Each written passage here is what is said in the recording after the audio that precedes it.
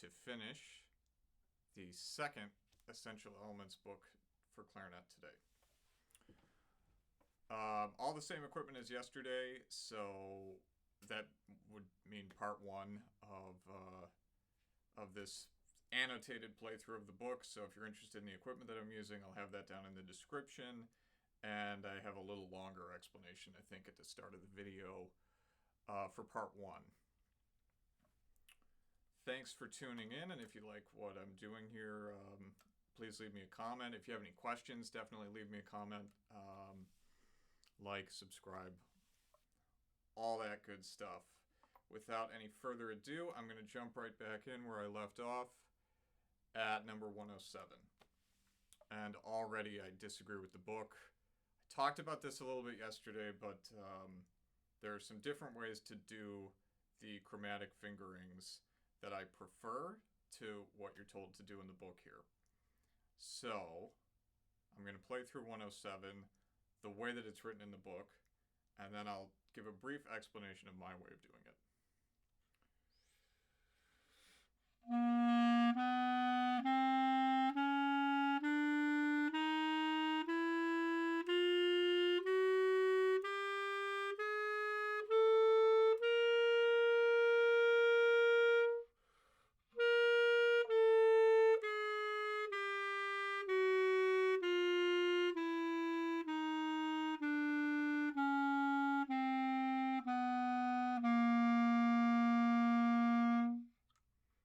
So there's definitely nothing wrong with that. But I think it's advantageous to learn a different set of fingerings going up and actually the exact same set of fingerings that are recommended in the book for going down. So for me, that would just mean two changes. D sharp in measure 1 played with this ring finger key on the left hand, and F sharp on the way up in the second measure, flipping to the conventional first finger F sharp fingering. And then on the way back down, it's the same. So I'm going to play this same exercise again, number 107, just the way that I would typically play a chromatic scale.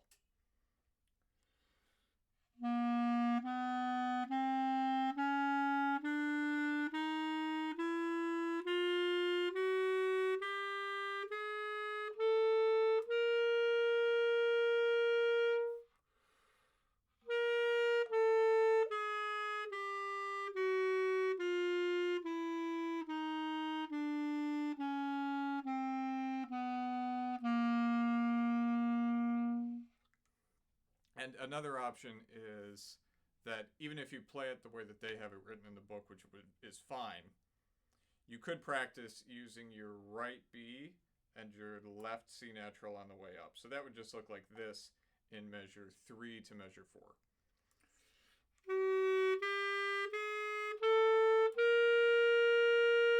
And then keep the same fingering for left C, starting on left C on the way back down. And so on. It's just a good idea to learn both the left and the right starting fingerings for B natural in the context of the chromatic scale and other scales too. Okay, 108. I'll play 2 times. The way that the book has it, and then the way that I would typically play it, with no explanation afterwards this time.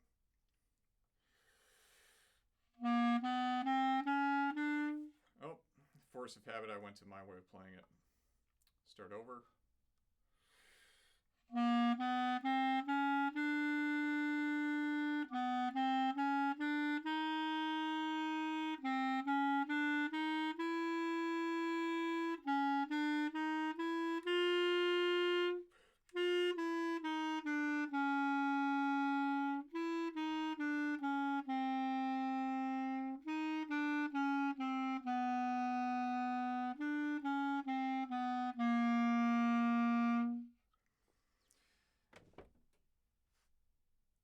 Now my way, which I think is actually much, much better for this exercise. If you look at measure 3 into measure 4, the F sharp to the D sharp, It's a lot easier my way than their way, where you have to do this weird sort of thing, rolling from the second trill key to the first trill key.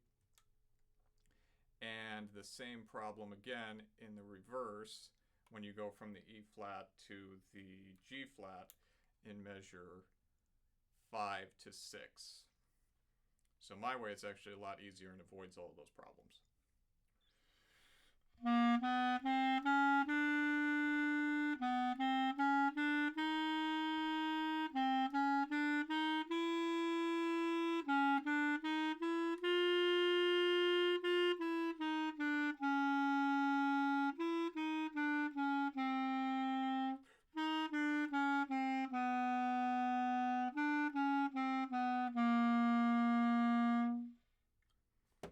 Okay, on to 109, using left hand C sharp. I don't know if that's actually, that's not a new note. C sharp is not a new note, so I'm not going to do any long tones on that.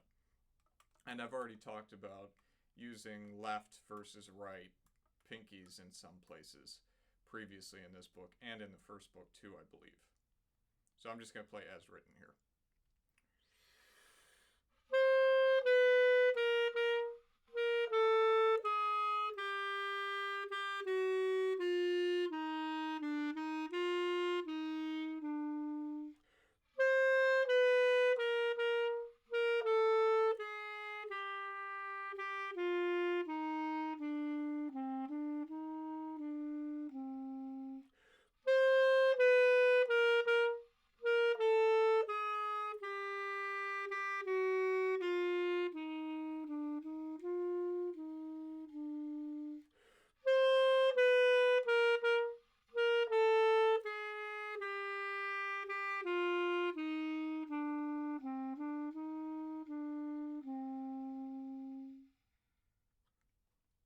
Okay.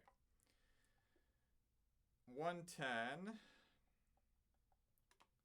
I'm going to just play it once using the fingerings that I prefer.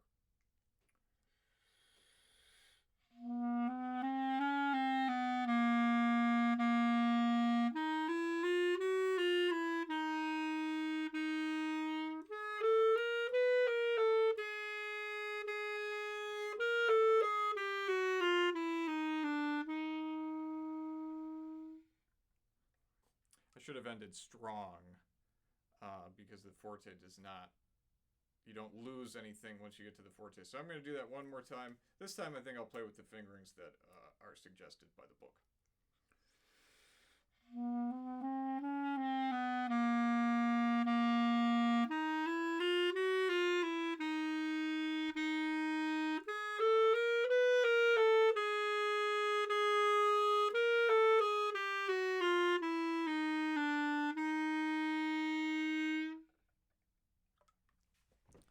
Okay. 111.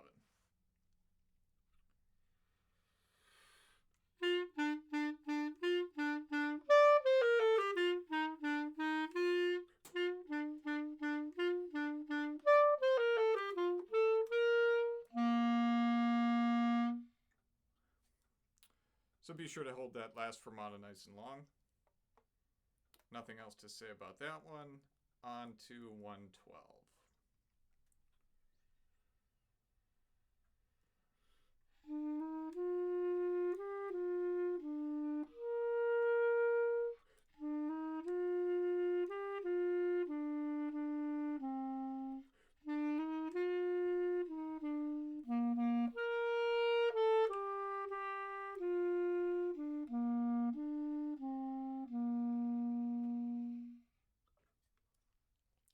Maybe that should be at a faster tempo. Interesting that you only have one dynamic in that one. So the challenge is to keep the dynamic going evenly, even though, you know, you have a couple of register changes to account for with the way that it's phrased. I'm going to try it a little bit faster and see if that works better.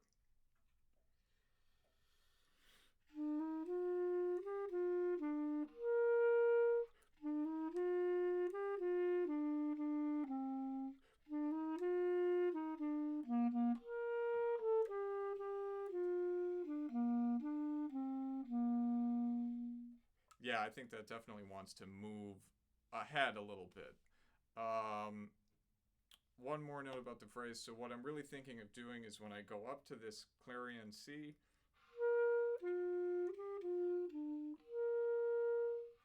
I'm trying to think about releasing from the E or the low C, which precedes it the two times that it happens.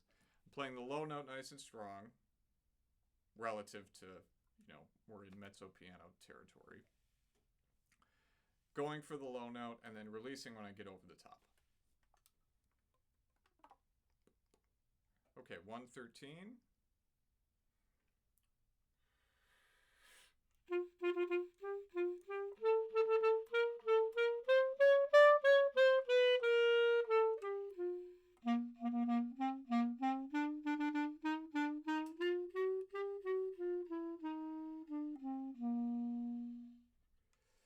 Okay, so I didn't do a great job with the dynamics. I like to say that for these. That's it goes to show that the dynamics are, an easy detail to miss if you're going through something really fast, which is what I'm doing here by playing through. I'm going through all of these things faster than you would if you were really practicing and learning this for the first time. But there should be a crescendo going for 4 whole bars and then a diminuendo going for the last 4 bars. So I'm going to do that one more time, being more conscious of that this time.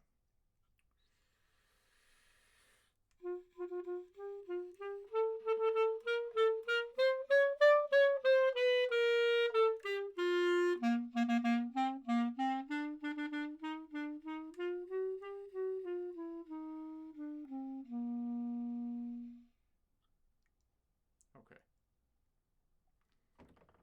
Get rid of something here. Okay. 114.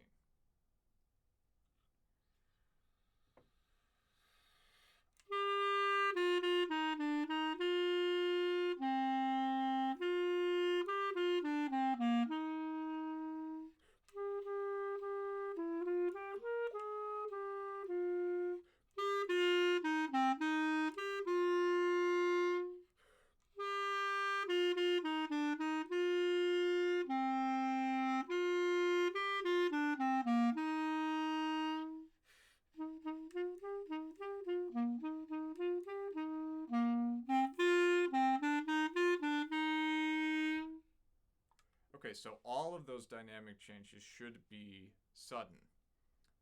There's no crescendos or diminuendos going to any of them, so they should happen really suddenly. And a great way to achieve that is to use a little space with a breath before there's a dynamic change. So, like if you look at just from the first line to where the mezzo piano begins.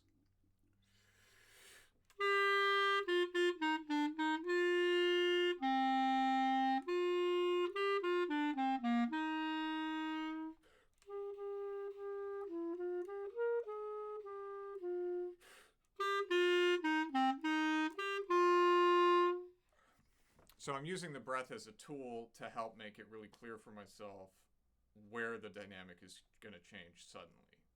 And you can do that even if you breathe every 4 bars. It still works out just the same, but you're just adding another breath for yourself in the middle. Just be sure to keep the same dynamic if you're going to breathe between, say, bars 4 and 5. It stays mezzo forte when you start up again at bar 5. Okay, 115. Sight reading. So I'm just looking ahead a little bit to see if they're going to throw anything like a little curveball at me. Looks pretty straightforward.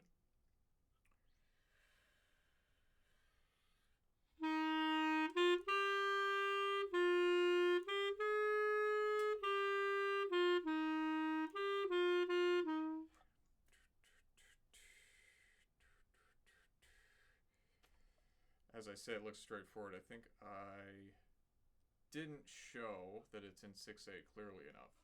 So I'm going to start by subdividing.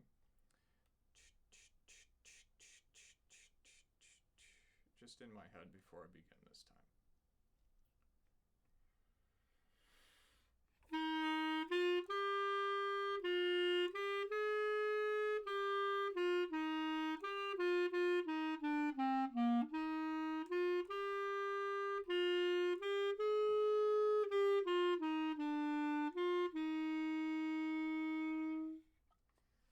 And now I've got the tempo right, but I played actually something wrong in the first ending, which is bothering me. So I'm going to go back. This time, everything will be right. I'm confident.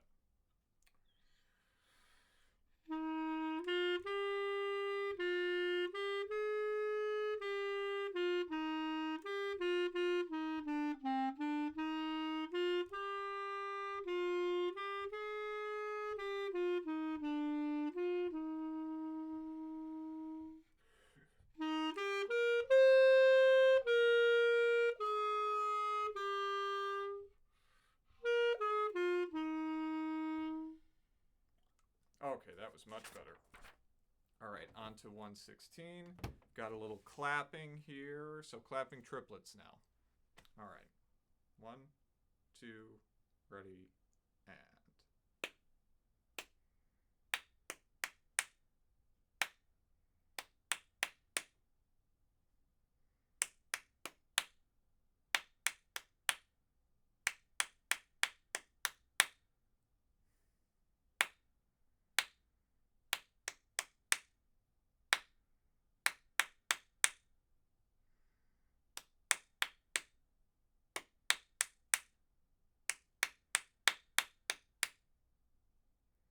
Okay, now playing the same rhythm with some different pitches added.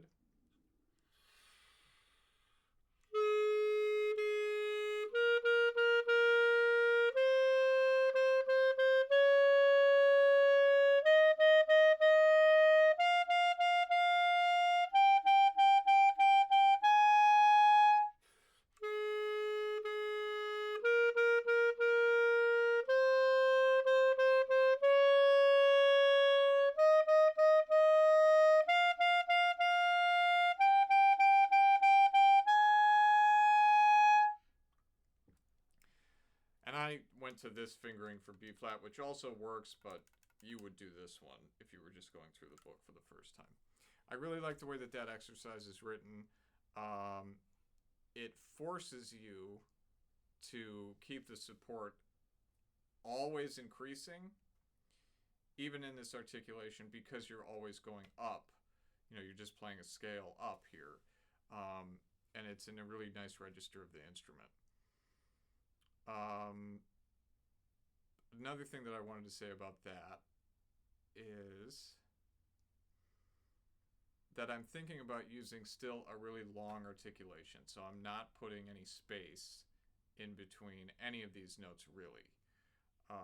Not like I would if there were dots on them, for instance. So still just a really light tongue, as I've talked about before. And I'll keep that same thing in mind for 118.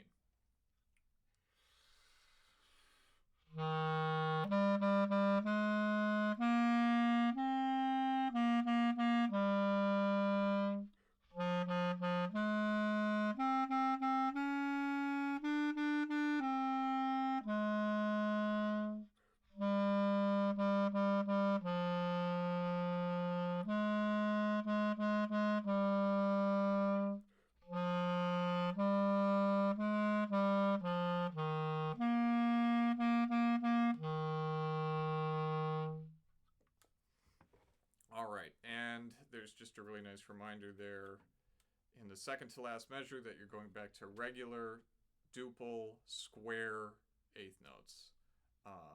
So 2 notes per beat, which should feel quite different from the triplets, obviously. Okay, 119. 1, 2, ready.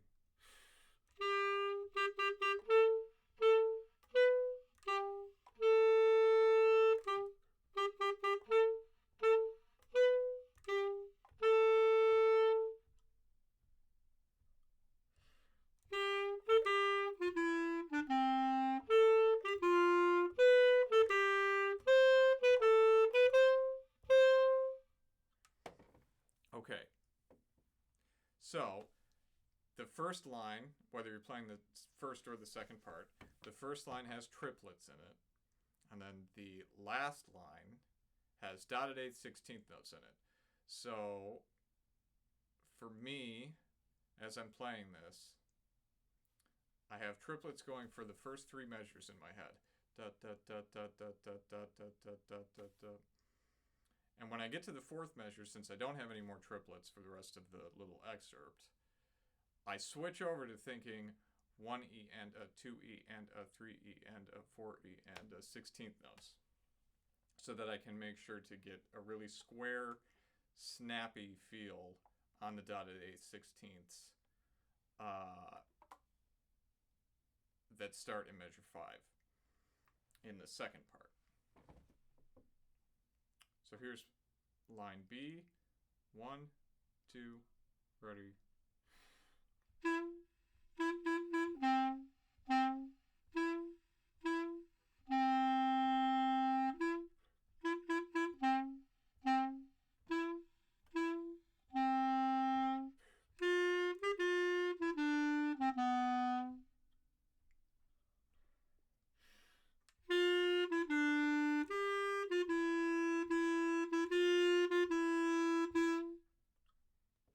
And I did a little bit of a better job with the accents and tenutos, especially the one that's the last two notes of the little piece here. Tenuto to an accent. So for the first part, nice and long on that second to last note to make sure that the accent really stands out as being quite different.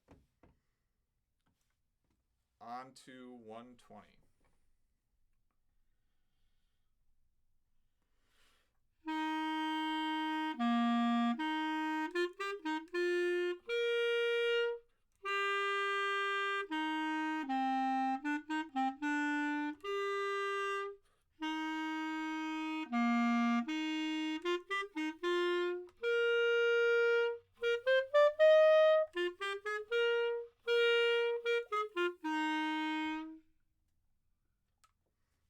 Okay.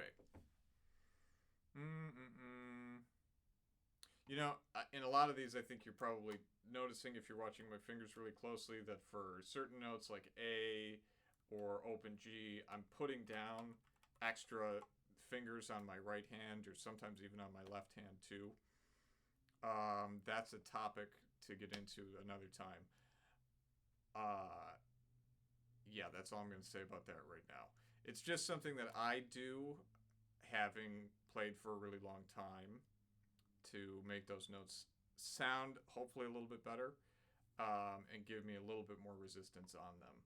But from now on, I'm trying to be more conscious about just using the fingerings that are written in the book, unless I have something to say about, like the left-right hand choices for pinky fingers or the chromatic fingerings or things that we've already talked about. So moving on to 121, starting on just a completely open G.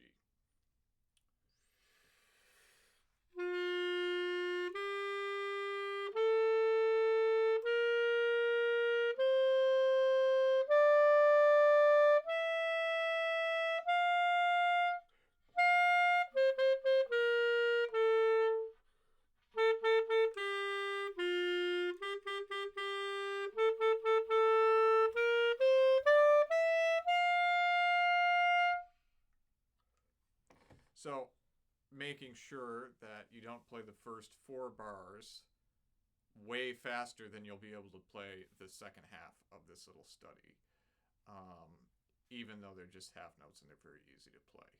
Make sure that you're playing at a tempo that you'll be able to cleanly, accurately articulate the triplets in the second line. 122.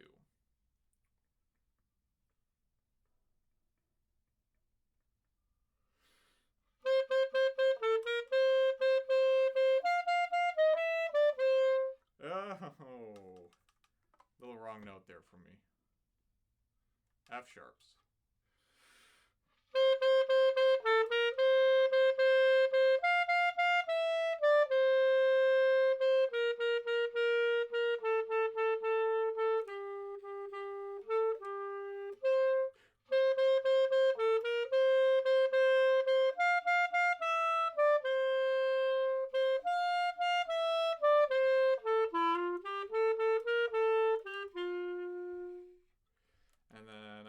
sticking thumb key going to G there, so that sounded a little weird. I'm just going to do the second ending again.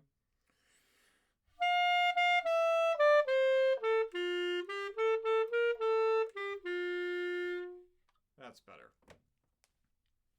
Okay, so for that little excerpt, that little tune, I'm making sure that I'm thinking of the triplets all the way through so that I can get the quarter note to eighth note triplet thing really clear starting in like the second measure.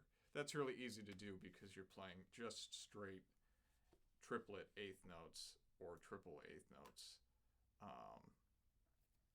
for the whole first measure. So it's pretty easy to keep a subdivision going. Okay. Now the clapping thing. Got one tie. Okay, dotted. I see what we're demonstrating here. 1, 2, ready, and.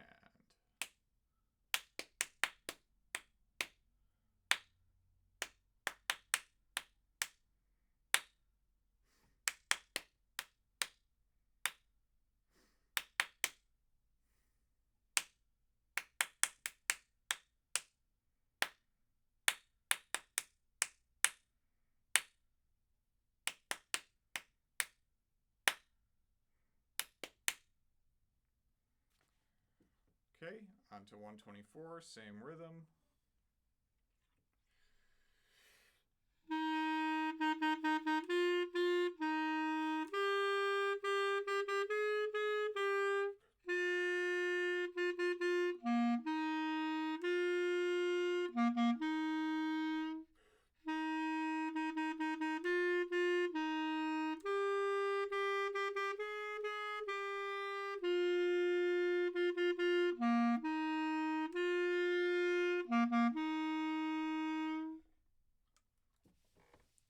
Okay, this looks like an interesting one, 125.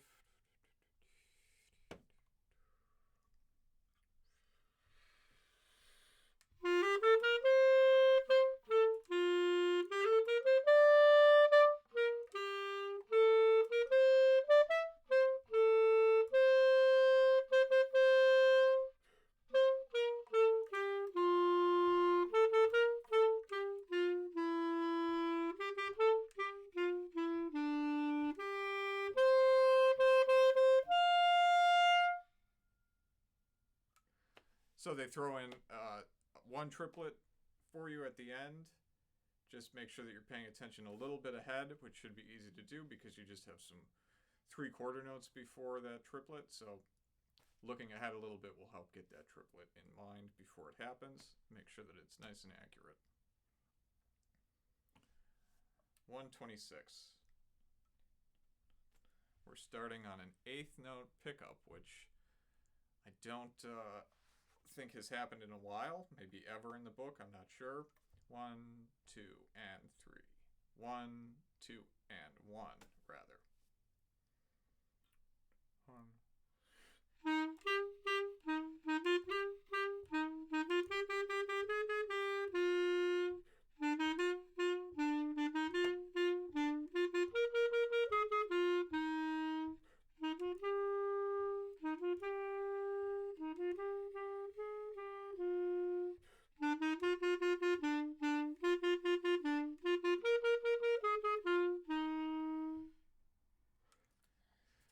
Polly Doodle, for those of you who don't know. All right, 127. Marines Hymn.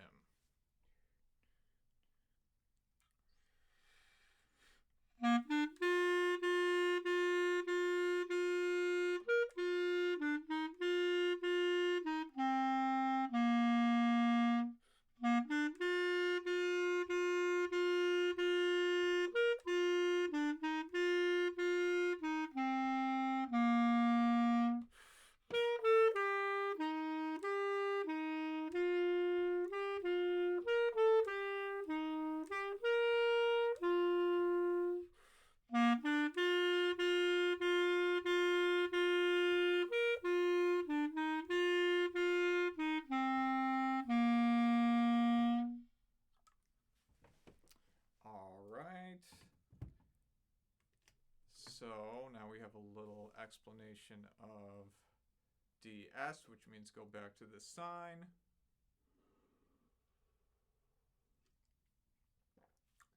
That's pretty clearly explained.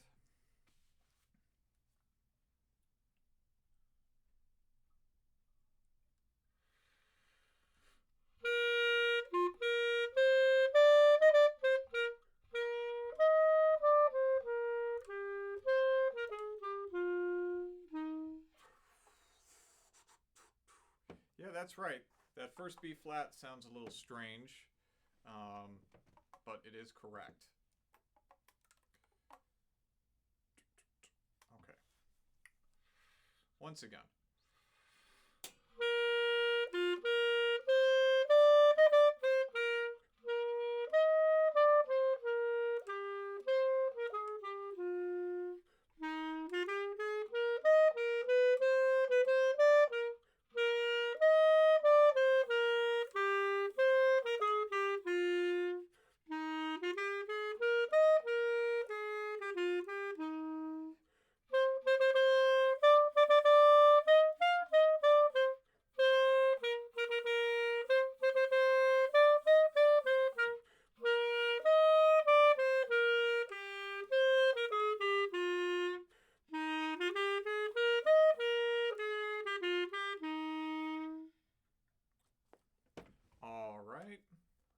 Feel like my sound is getting away from me a little bit more than I would like. And I have quite a bit of playing left to do if I want to finish this book right now, which I do.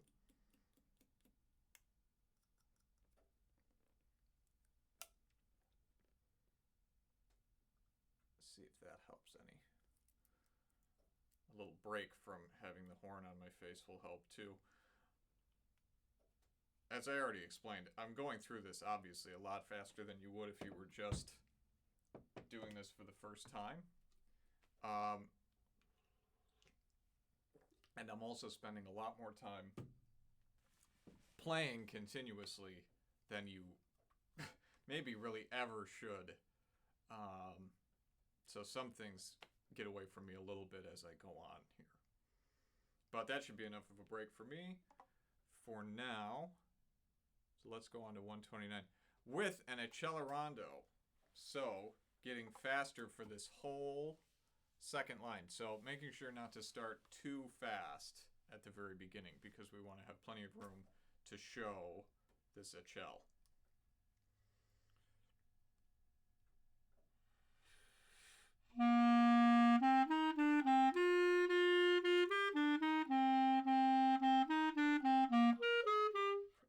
Oh, man. Wrong note. B naturals now. Getting too excited about this accel. Also, I need to make sure that I stay really steady up until the accelerando is actually supposed to start. It can be easy to get a little too ramped up and start speeding up faster. Start speeding up sooner than you should, rather.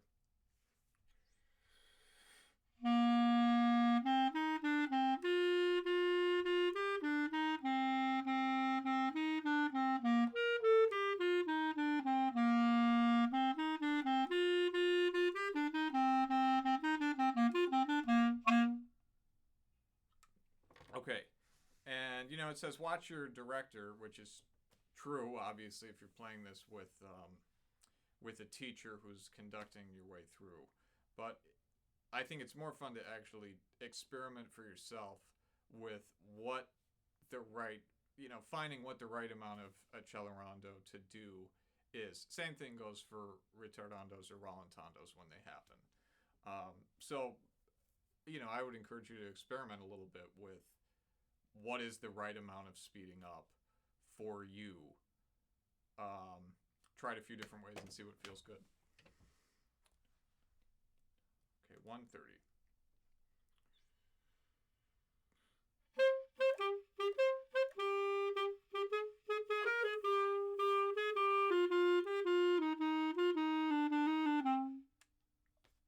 Short and sweet. Maybe you could have done a better job of the dynamics, and I think it's possible that I reversed a couple of the slurs in the second half. So let me do this one more time.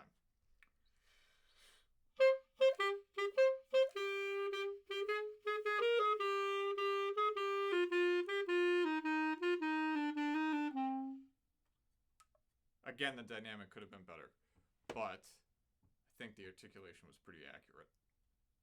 Okay. Johann Strauss Jr., Waltz, 131.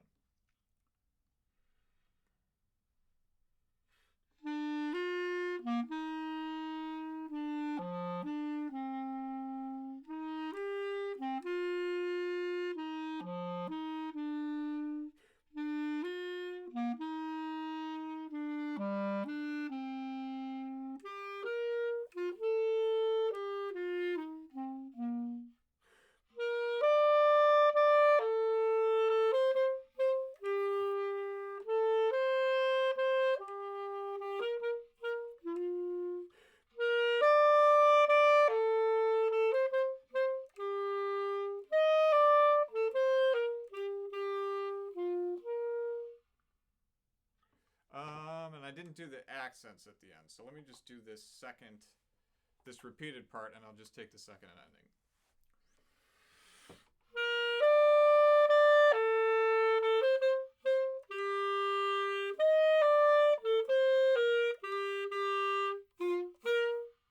That's a little bit better. Okay.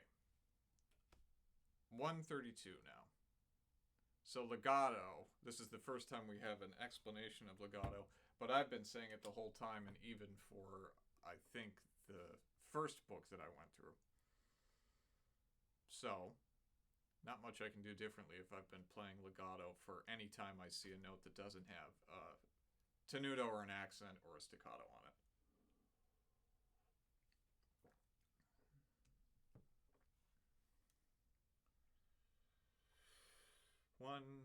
One, two, three.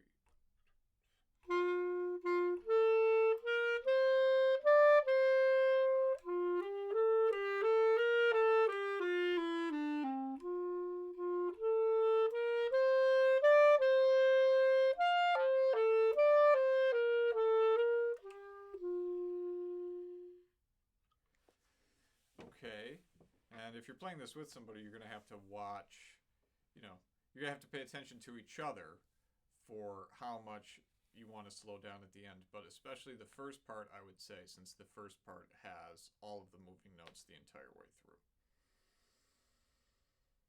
And if you're going to play along with me, you'll just have to do the best that you can. So, second line. 1, 2, 3.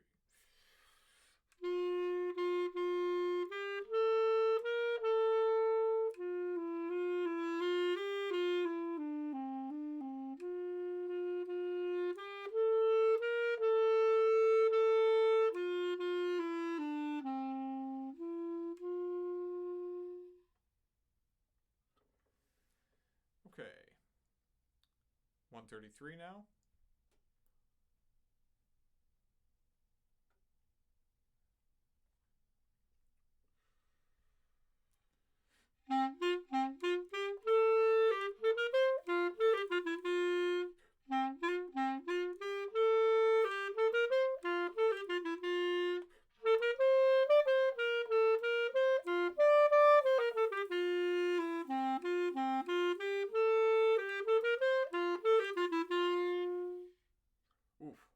Intonation is pretty bad for me at the end there, but I'm really trying to go for the crescendos as much as I can. Let's see if I can do that one more time from the pickup into the bar after the second ending. So this is it's the last bar before the second line.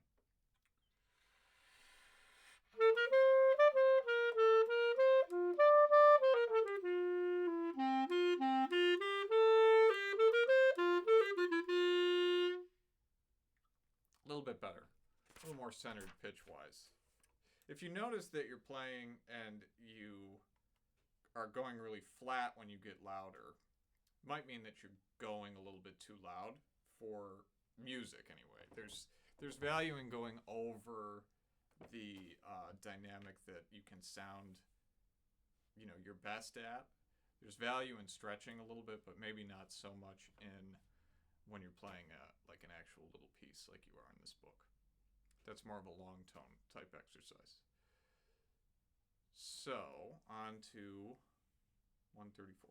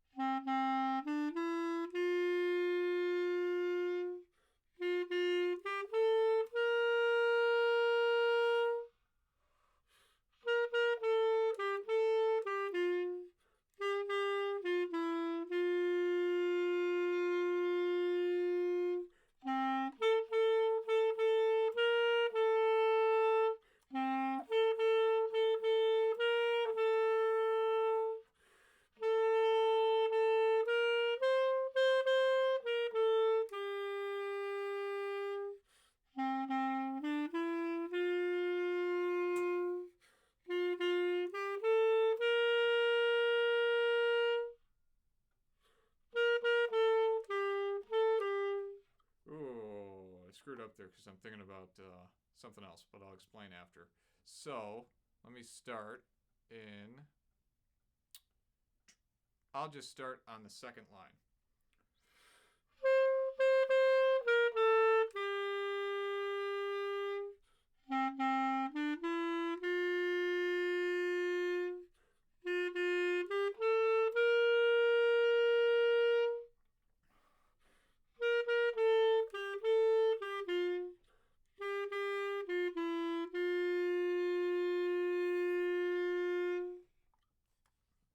Sounds a lot like that one Beach Boys song. I didn't know that they ripped off the melody from a folk song, a Bahamian folk song. Wonder if this will get a copyright strike for that tune. You might not even be able to hear what I just did. I hope you can, but because it has an interesting little syncopation in it. I'll just count, the one bar that it says count in the second line. Dun, da, da, dun, da, da, da, da. Da, da, da, da, da. 1, 2, and 4. It's an interesting little syncopation. The couple of times that sort of figure happens in here. But that's a nice one. Hope you can hear it.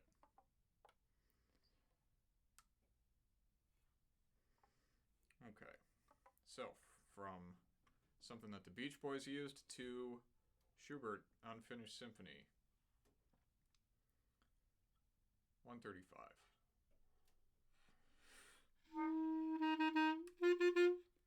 That's not 135.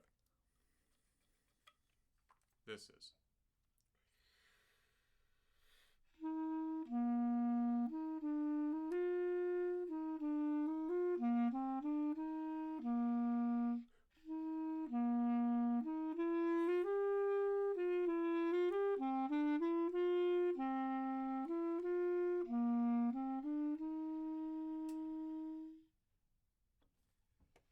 I think I did that one a little too fast. I'm going to just do it a little slower. Andante means walking tempo, and I always have a tendency to walk a little too fast.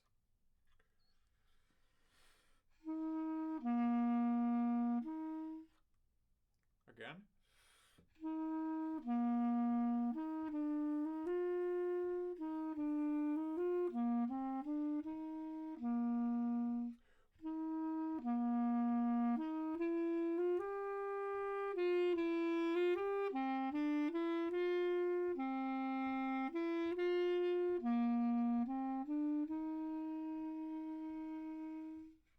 Yeah, that feels a little bit better.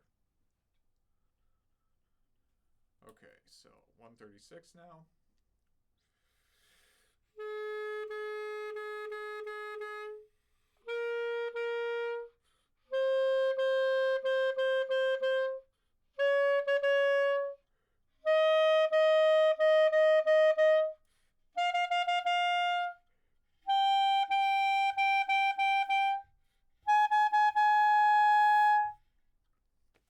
So as we've talked about before, make sure that you're not starting at a tempo that's too fast for you to be able to play these repeated 16th notes.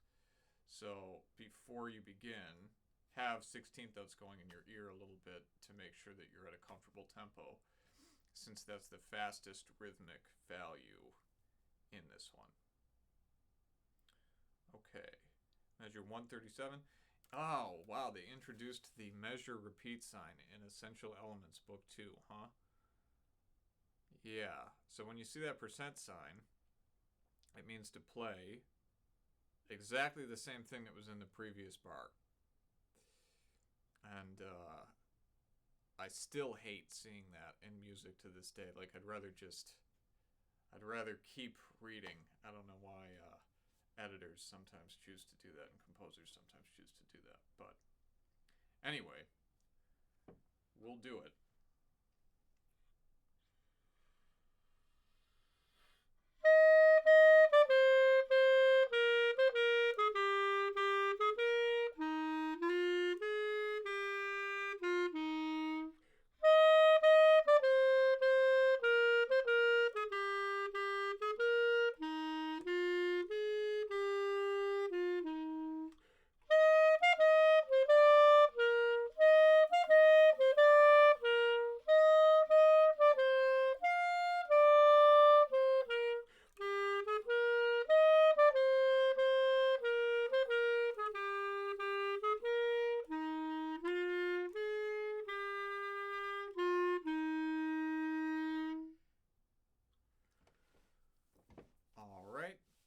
Pretty successful.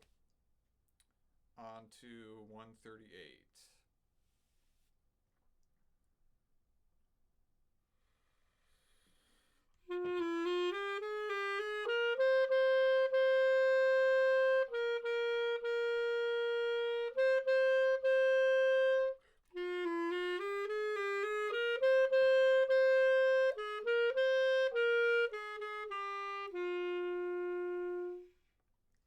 That's a really nice little figure to crescendo through in the first and the fifth measure. And I don't have anything else to add.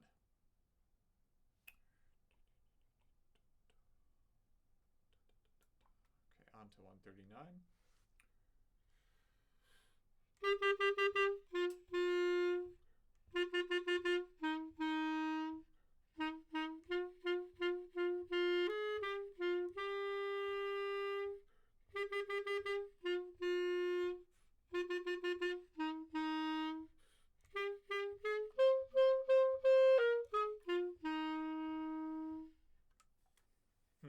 Something about the way that that one's written feels a little strange. Sometimes it feels like, you know, they make a note that you're starting on a pickup. You're not starting on the first beat or the strong beat of the measure. You're starting on the weak beat of the measure. And I think that's important because sometimes, even in the way that I just played it, things felt a little backwards, like the second beat was the strongest one sometimes. So I'm going to do this one more time and see if I can make it a little bit clearer where the actual downbeats of measures are. Just a little bit.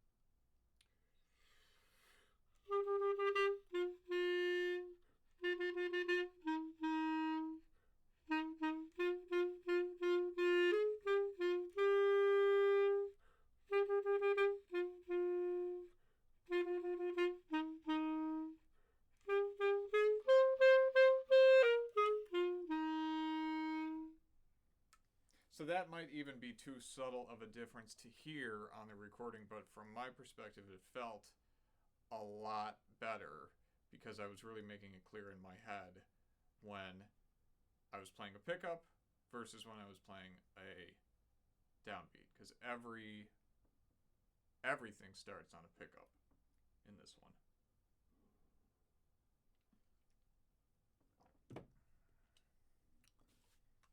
$140.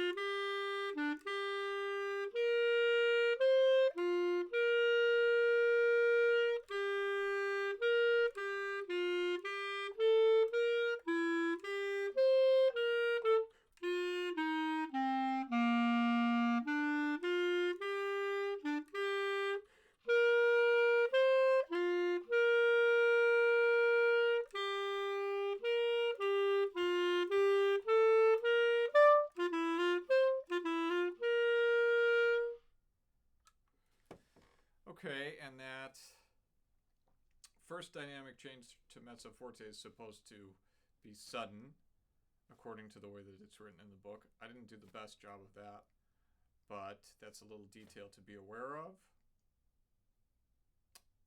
And I think that's it. So moving on to 141.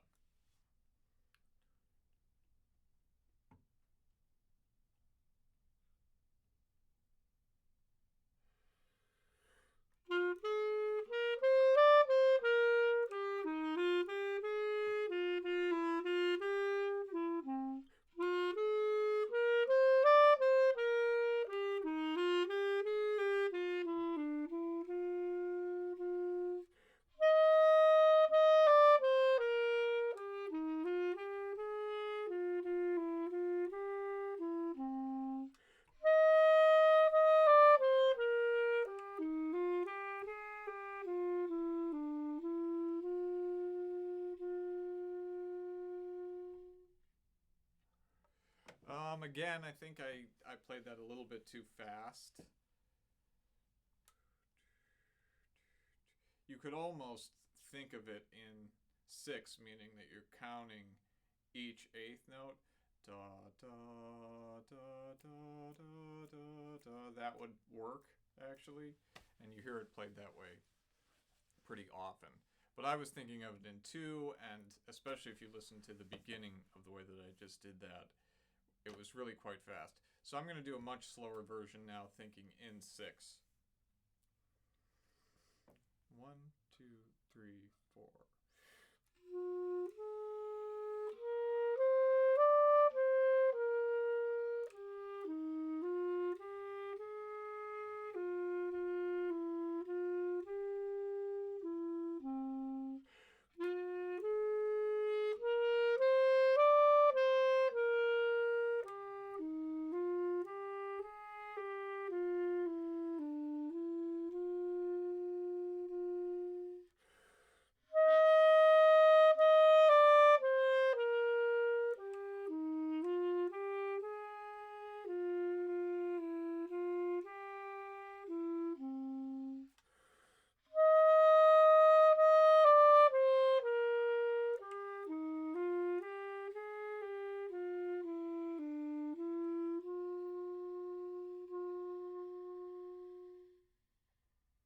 You can only do so much rallentando at the end, or ritardando at the end, if you start it that slow.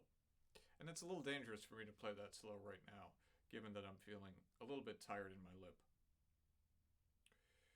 Okay, perfect time to learn some new notes, or play some new notes, I should say.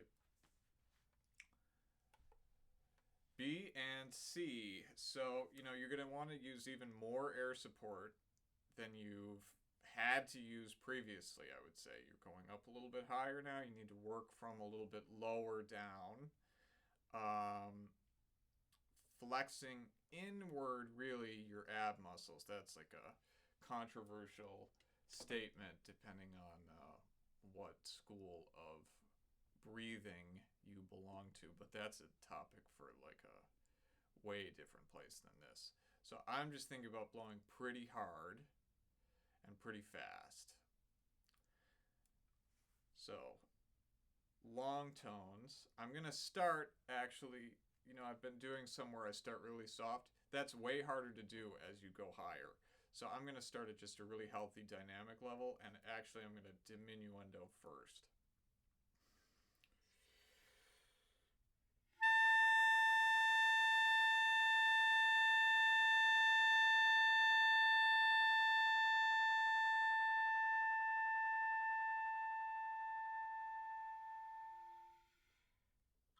And now that I've established what it feels like, I will try to start on a really soft beginning.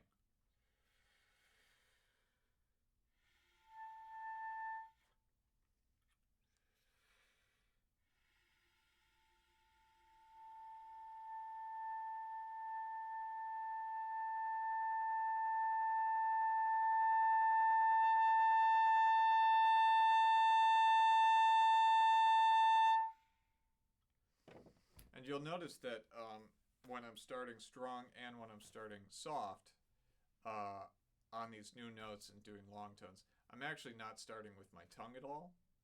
I'm just starting with my air. And that, again, is a topic for more discussion later on or in another video or something. But it's worth a try with even, with no further explanation. It's worth trying just starting with just your air on when you're learning these new notes. So C now.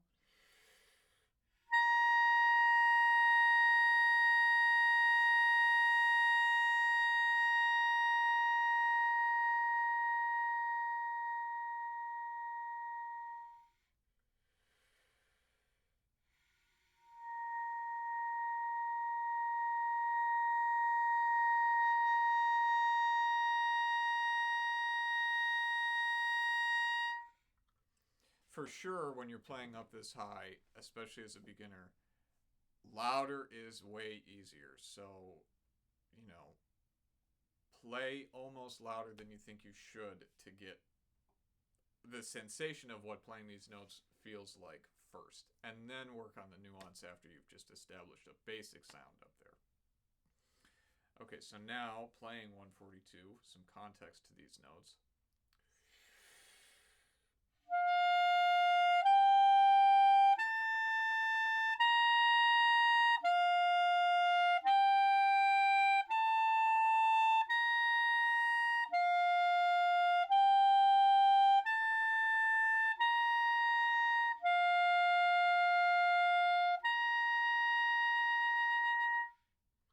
And you will likely want to breathe after every measure or, every two measures. You probably shouldn't try to make it all the way to the end like I just did.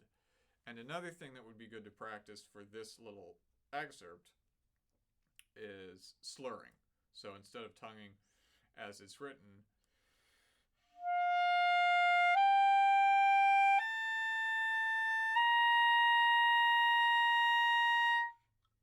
that by itself is actually a really great exercise. Just those four notes going up to the C and holding a really round, full, beautiful sound is an exercise that I still do in my own practice professionally. So that's a really nice little exercise there that is just kind of would be easy to miss the significance of if I didn't make a little note about it. On to 143.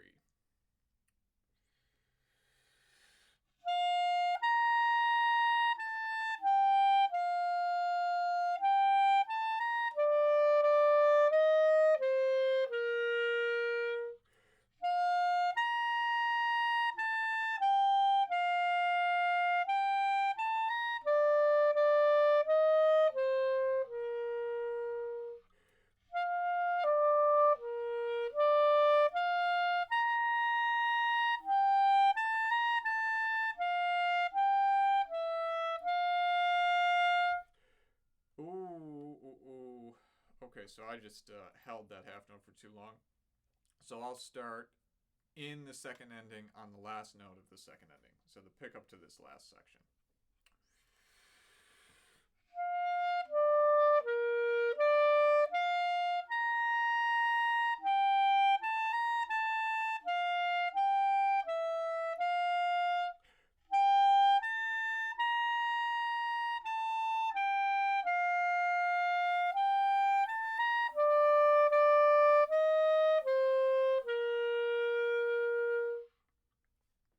Important to make sure that you keep the same dynamic level sounding when you go from that high C to the clarion E in the staff, like you do right at the end, and you do it at the beginning as well.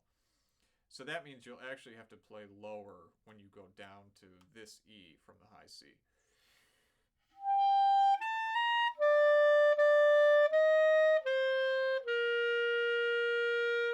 And keep that going all the way until the last note or until the C in the earlier spot that it happens.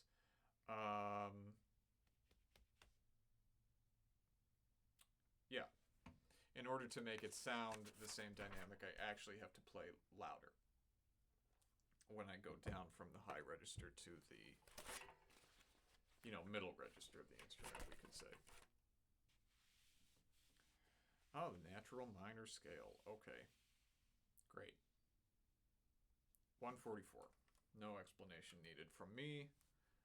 That little block in the book is actually really great theory knowledge for you to have.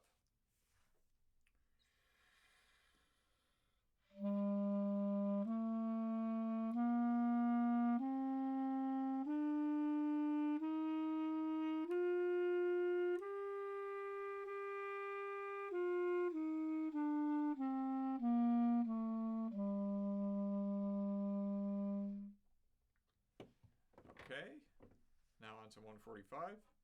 Another little excerpt from the New World Symphony. I think there's one in the first Essential Elements book too.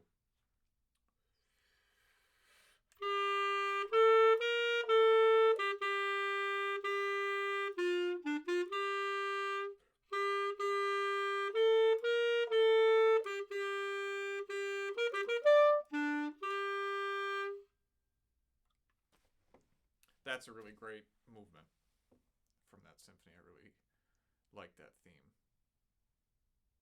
Okay, learning a new note. So now we've got G sharp. I think we might have had A flat yesterday, but I'm going to play a long tone on it anyway, just for good measure right now. I'll just do a hairpin this way.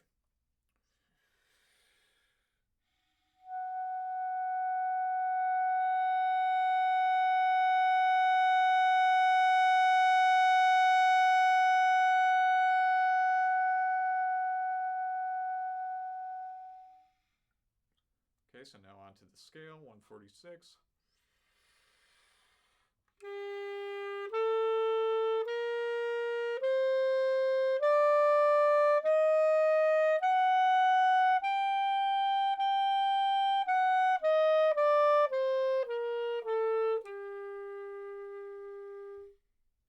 So that's all there is to say about that one. 147.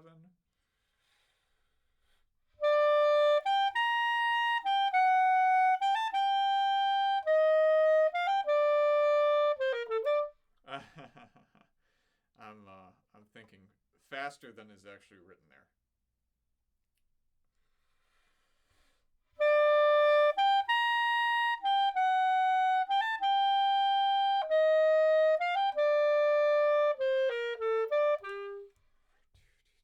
I'm still doing it, I think. I think I'm playing some of those 8th notes as 16th notes. But I'm thinking of, the real full version of this, which is sometimes played even in, other arrangements that are way more theme and variations like and really virtuosic. It's worth it, with all of these pieces that are in this book, to just go to YouTube and plug in the name and listen to where some of these little excerpts really come from. This one in particular is really flashy. But I've got to do it square the way that it's written in the book. Or, even 8th notes the way that it's written in the book.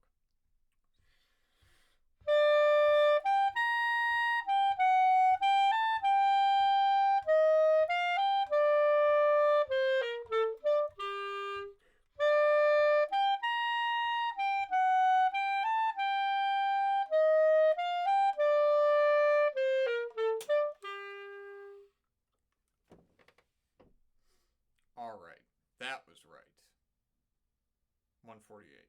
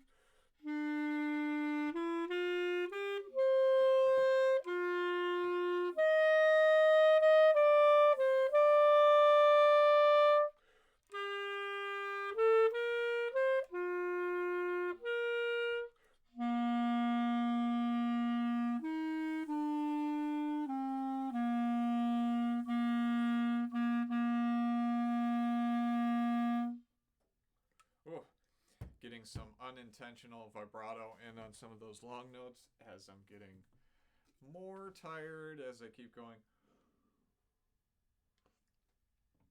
That's another really great tune. It gets old fast, I'd say, especially because you usually hear it when there's hundreds of people having to walk across the stage for graduation, and they just keep repeating that first repeated part over and over and over again. But Elgar is a great composer as well.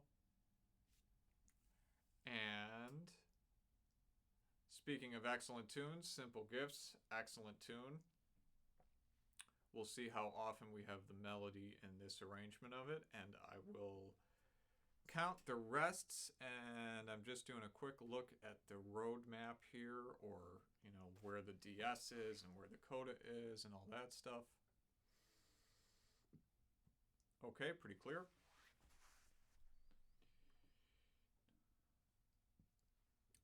One, two.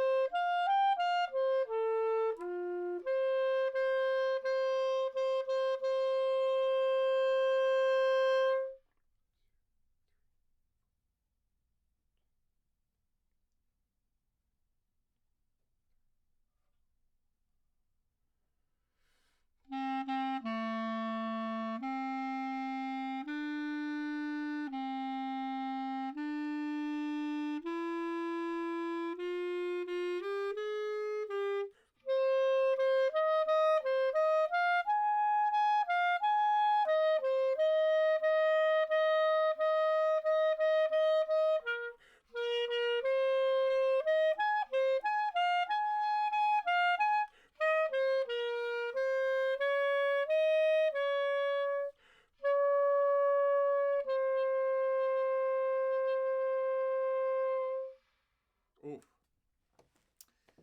Don't mind the intonation at the end. Two Fs is louder than I am really able to play very well right now and on this setup.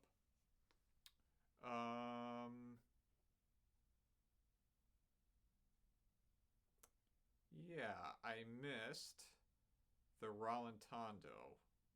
That is the first measure of the Coda. And I didn't really change the tempo for the last section as I should have. You know, you go from moderato to maestoso, so that's a bit of a difference.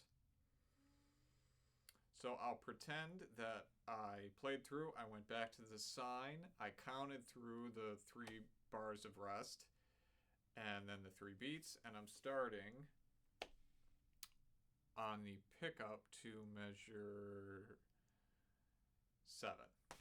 Pickup to measure 7, I'm taking the Coda, taking the sign to the Coda to the end.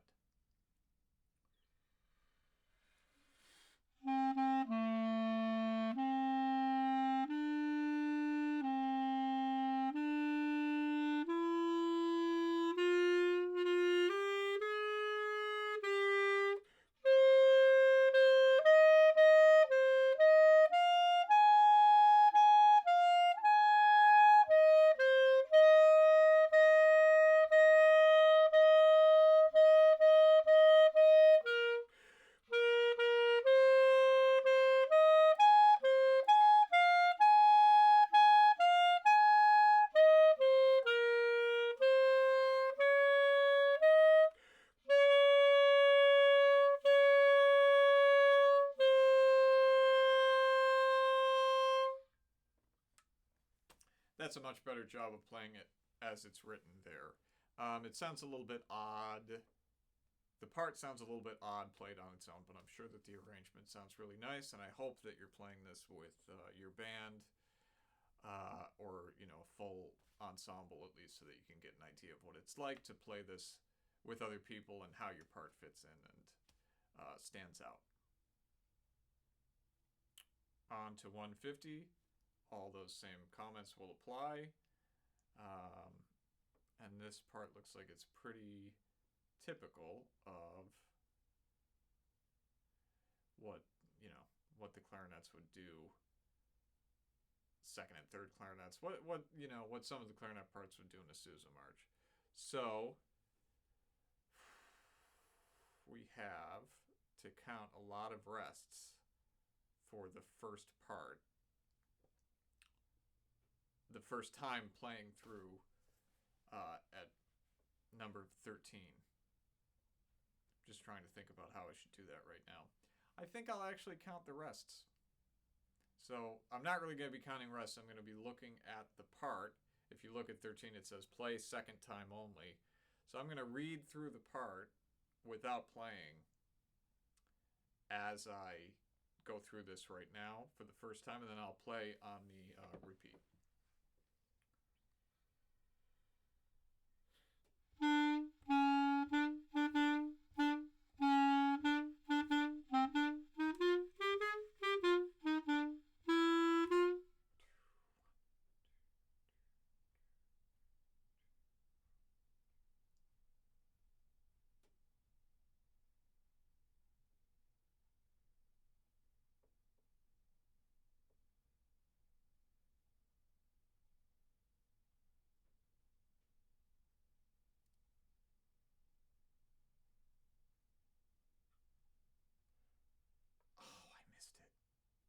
Did I miss it? Wait a minute.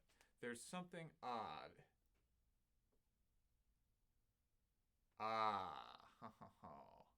Okay. There's a slur written on the last bar before the first ending, and it's only for the second ending. So it's a little deceptive. Like I thought, oh, am I supposed to go back to 13? I read it a little bit wrong. This is way easier to do, I'm sure, if you're playing with other people, and especially if you have a conductor. Forget that mistake. I counted all the way through. I'm going to start at 13 and take this out to the end.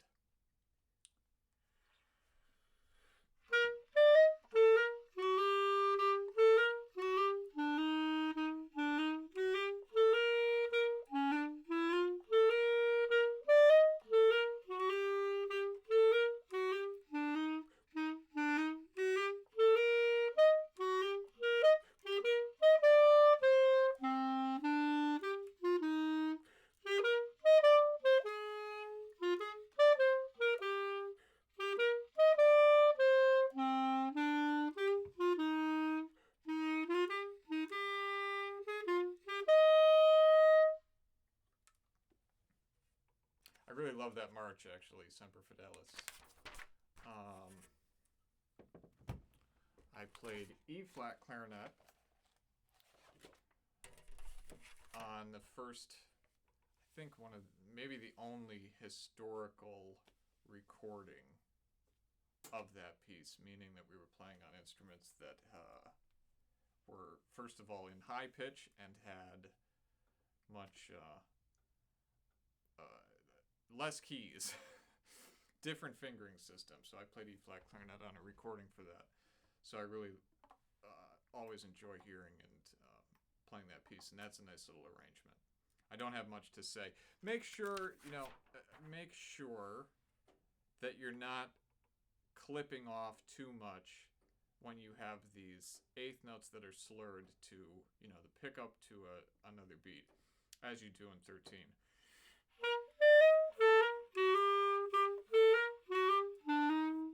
That's about the right length, I would say. You don't want to go too short, like...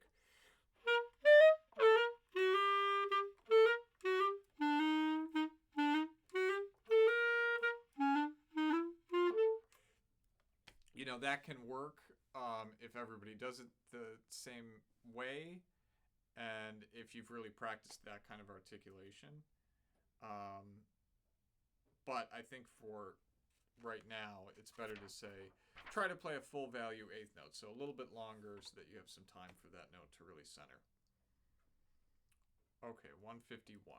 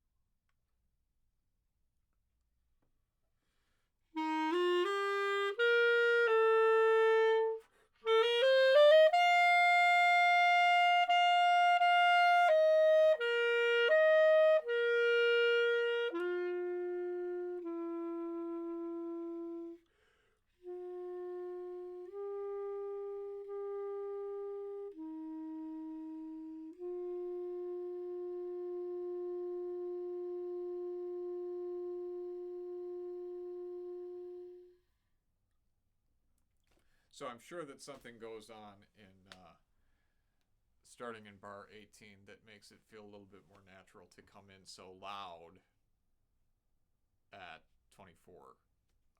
Feels a little strange without other parts going on, but I think that was a decent representation of the way that it's written.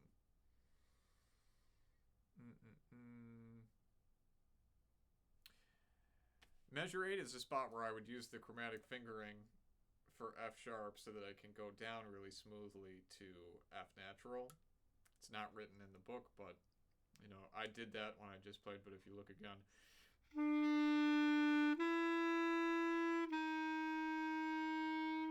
So that was measure 7 to measure 8. I would do it that way rather than flipping, but that's totally optional.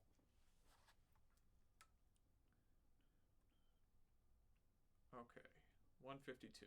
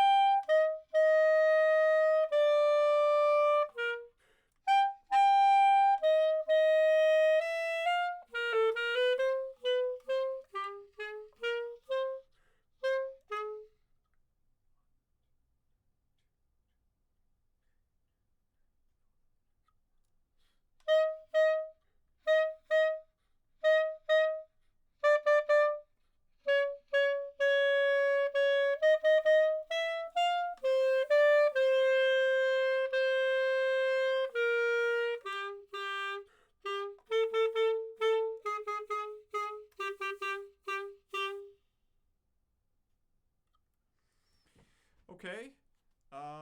A couple of things in there that can trip you up a little bit. It's mainly just if you're not paying attention. If you're used to going, when you do have to play on a downbeat, if you're too in the habit of playing 2 3 2 3, you're gonna miss the downbeat. things like that happen a few places in here. So, you know, just keep your eye on the ball. Okay, 153. Oh, long one here. All right. Play. Oh, man. All right. We're going to have 2 repeats. Play second and third time only. All right. Yeah, I'm going to do it as written. There's a few tempo changes in here. Yeah. All right. Here we go. 153.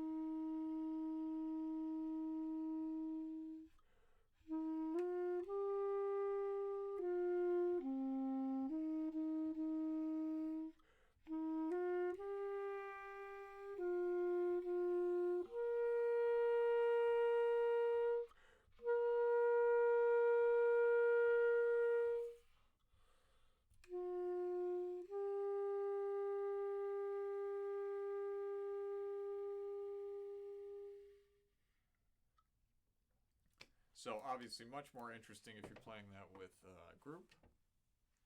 The only little thing that I'll mention is that starting in measure 17, so, you know, if you look at measure 17 and measure 25, it's the same pattern.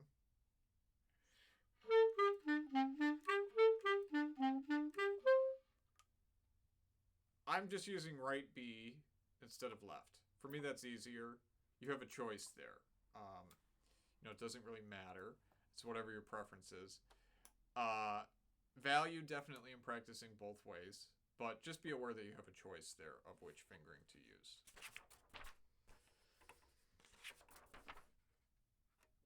Oh man, all right, we're nearing the end of this book because we're on just the scale and arpeggio studies now, and then we've got a few pages of individual stuff, then rhythm. We're close to the end here. Let's see, where are we? All right, right, so this is 154.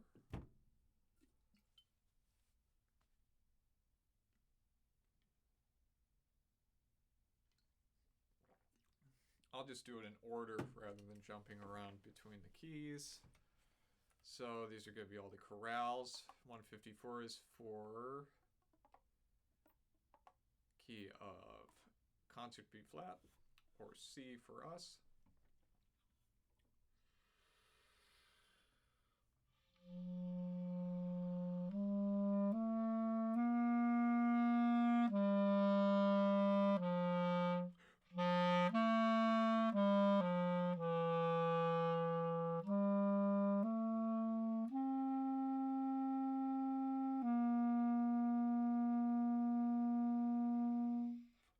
So these are, you know, obviously for a whole band with different harmonies going on.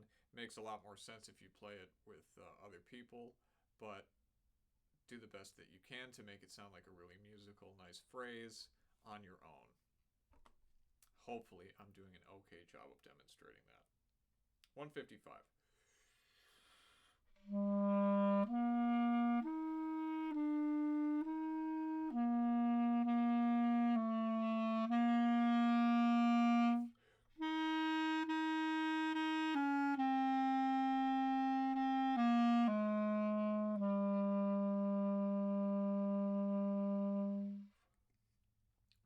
Six now.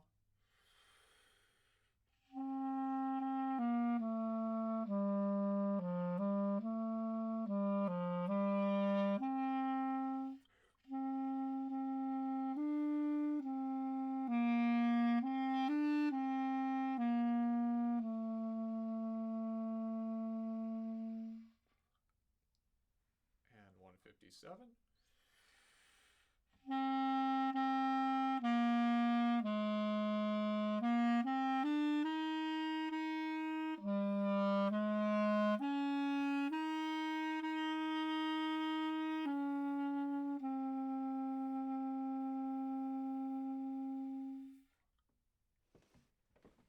You'll notice that I'm taking a little bit of time at the end. I think that's something that you would do if you were playing this with a bunch of other people and a conductor.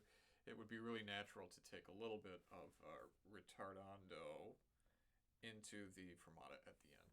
So I'm just adding it here. 158 now.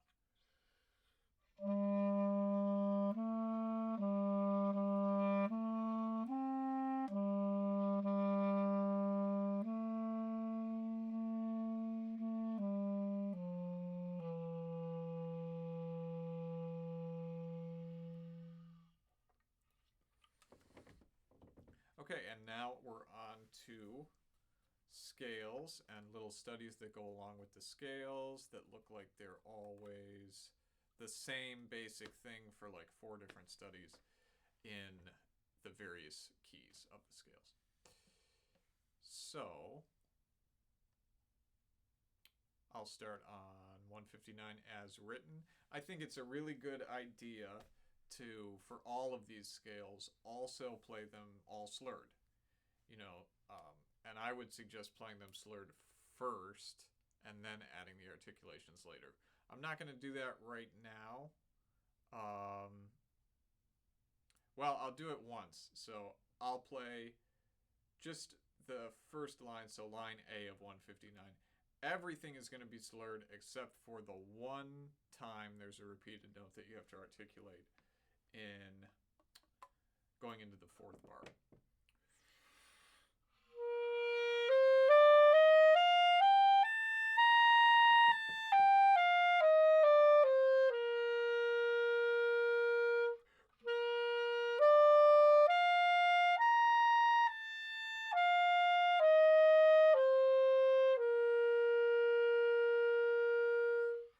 That's a really great way to do all of these scales the first time that you play them.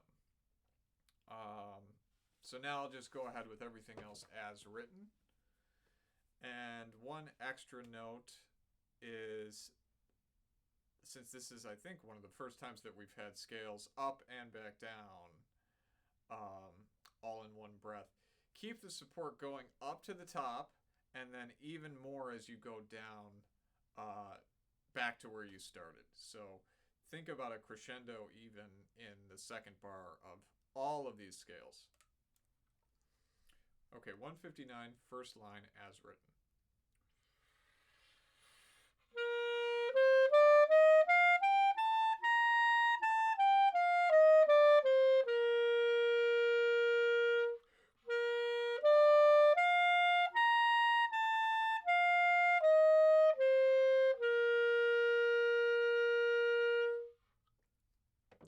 Second line now, same thing, just an octave lower.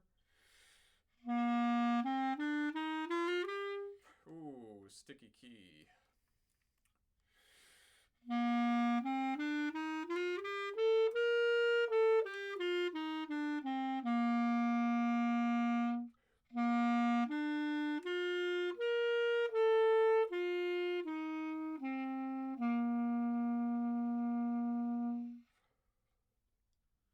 Okay, 160 now. Just a little exercise built on this same scale.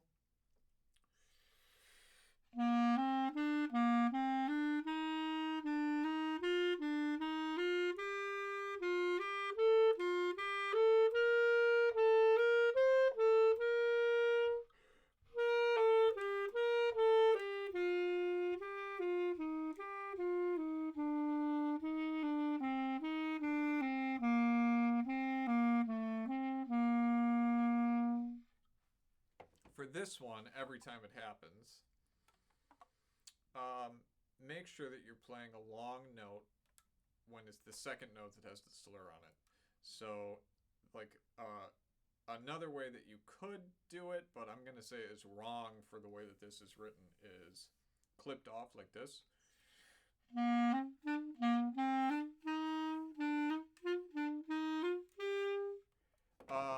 And you can, sometimes you'll hear that you or someone that you're working with has a tendency to play this way even when it's not written. So just be a little extra aware that you're playing nice and full value eighth notes all the time. Really legato.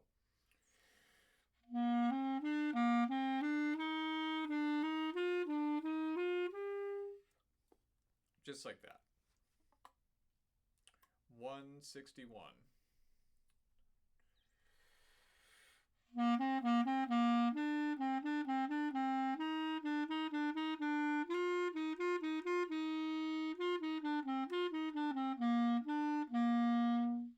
Would be a good idea to slur that one too before you try to articulate.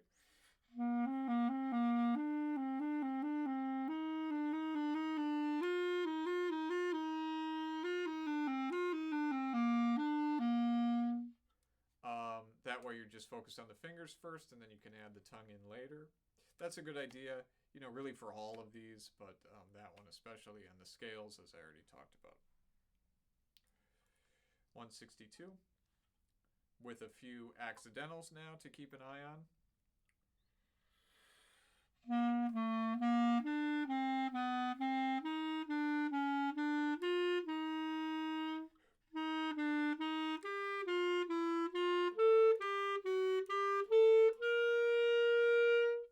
So for the end of that one, you have a choice of whether you go to right B and then left C, or left B and then right C.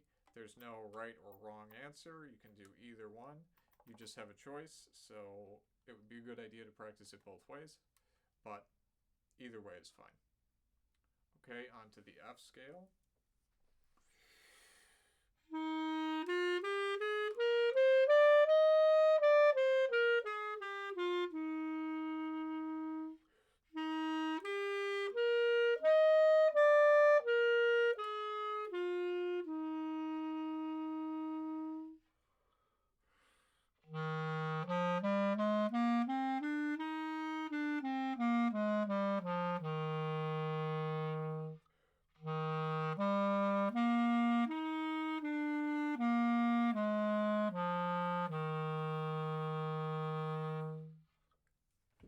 .64.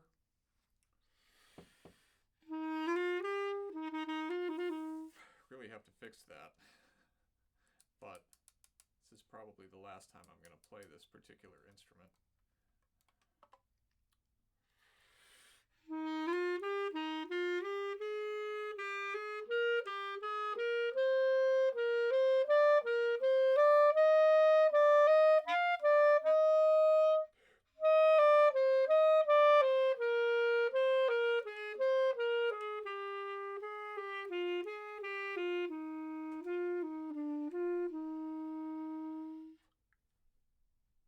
$165.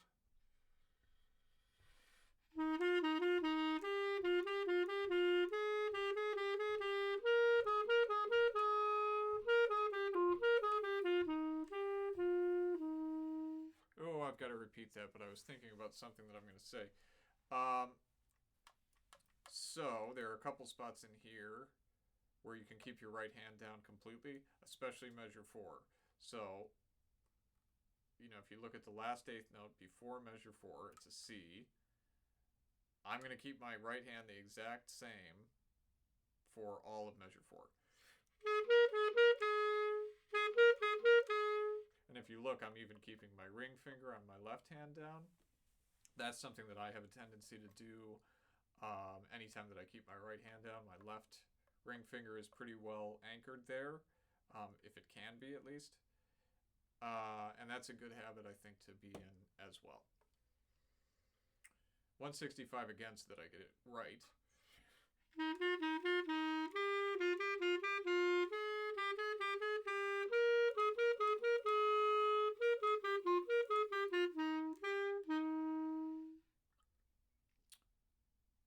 All right, on to 166.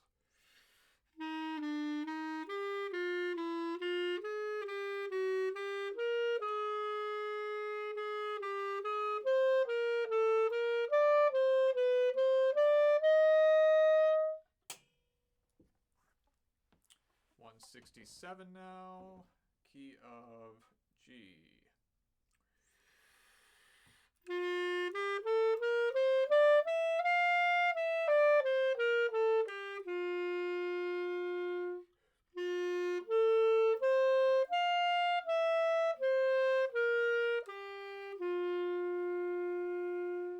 That's another situation where you can choose if you go to right B and left C, or vice versa.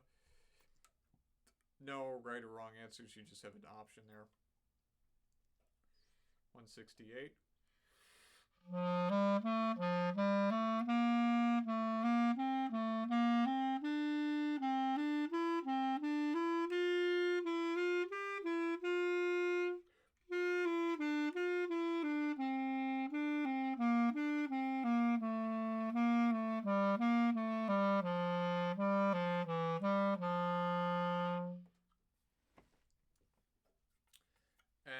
Since this is the lowest one so far, make sure that you're staying nice and strong as you get down into that bottom register of the clarinet.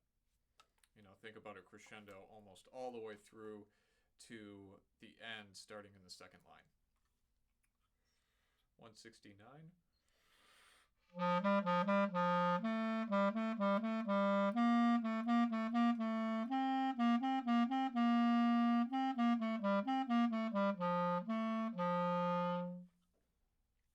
On to 170. We have a little note to use the fork chromatic fingering for B natural when it happens in the second measure, or the third measure, excuse me. And I totally agree with that, so keep an eye out for that, because it's you don't want to be flipping there if you don't have to.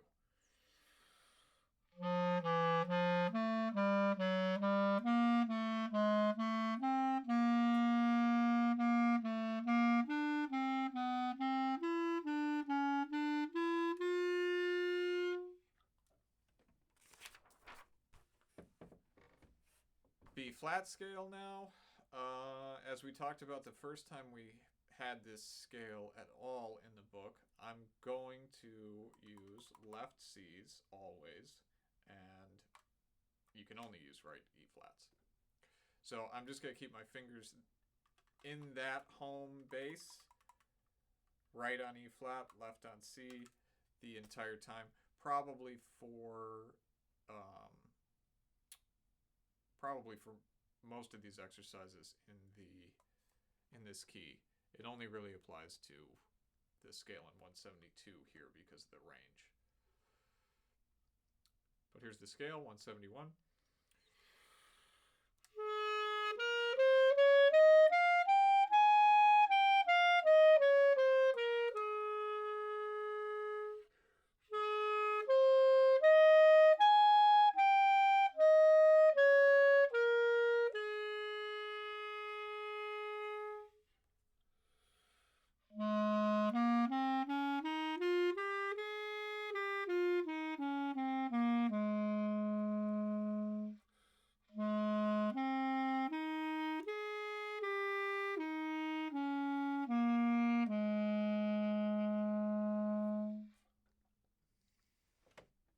.72 now.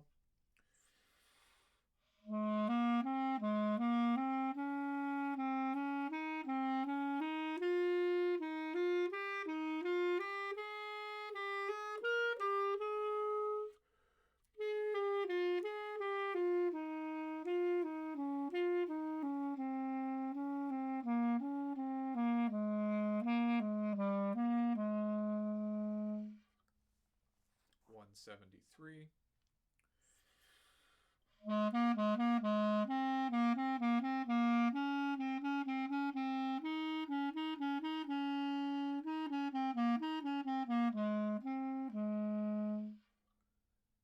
.74.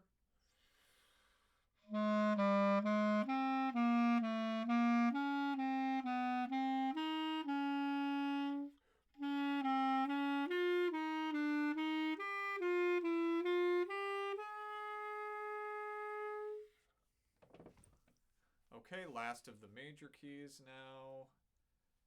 D. This is another one where you have a choice. Again, if you go to right B natural or left B natural. So you could go right B natural, left C sharp, or left B natural, right C sharp. Both options work equally well, so it's worth it to practice both. But for right now, I don't know what I'll do. I'll just do whatever feels most comfortable to me.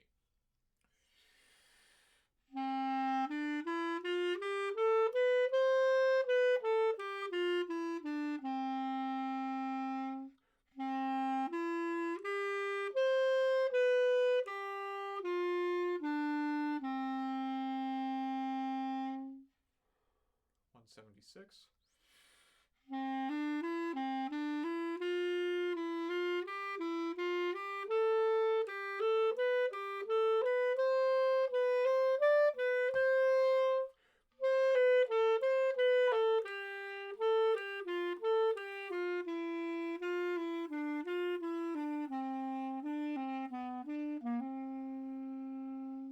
A little blip at the end there, but I'll let it slide. 177.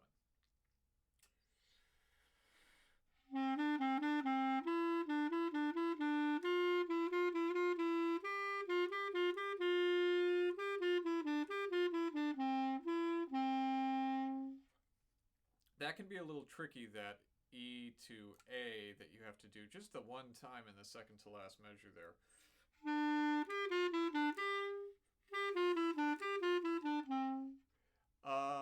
It's good to practice slurring from the E to the A just in isolation.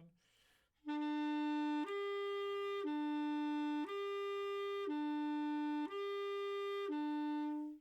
what you'll notice I'm doing is that I'm rolling up to the A key, and I'm just kind of letting these other two, my thumb and forefinger, lift off of the tone holes. That, again, might be a topic for another video. 178.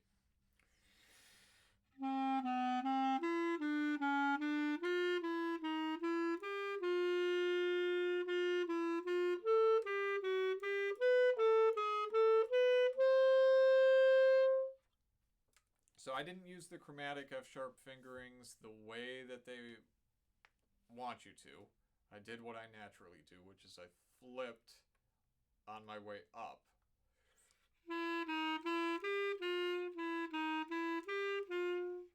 So those are the two different ways to do it. Good idea to practice both, but the way that I just ran through it when I played 178 was my way of doing it, not necessarily the book's way. Okay, 179, so we're doing the two minor scales that we know from the book, natural and harmonic, through through just 3 keys here, I guess. Okay. Then on to some individual clarinet stuff for a page, and then we're in the home stretch here. 179.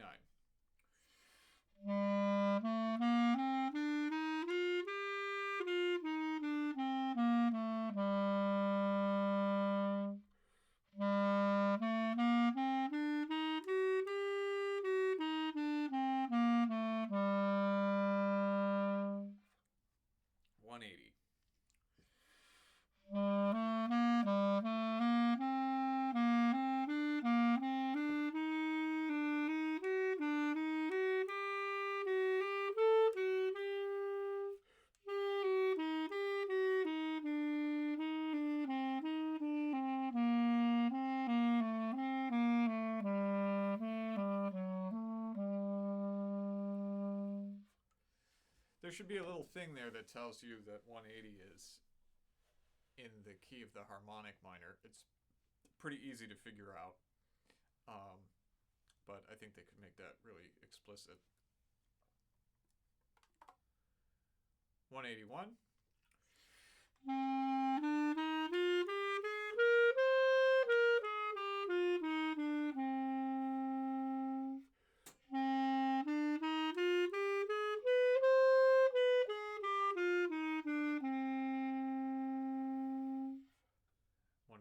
Now. Again, this is harmonic minor.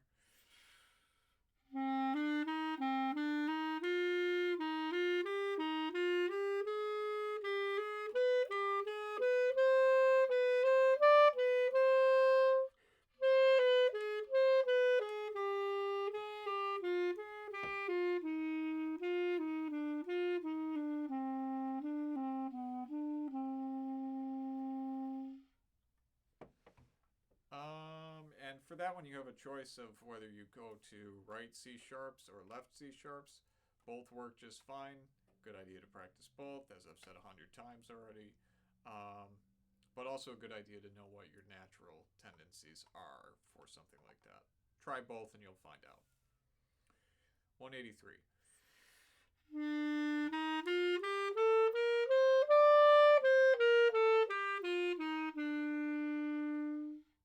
Ooh, I had a wrong note.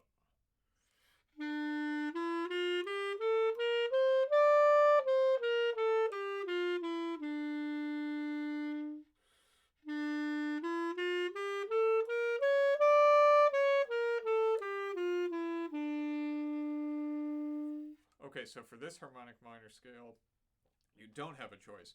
You have to go to right B the first time that it happens on the way up, because you can only play D sharp with your right. And so if you go left, right to C, you're stuck. And you don't want to have to slide or do something weird. So make sure when you play this on the way up, you go to right B right away.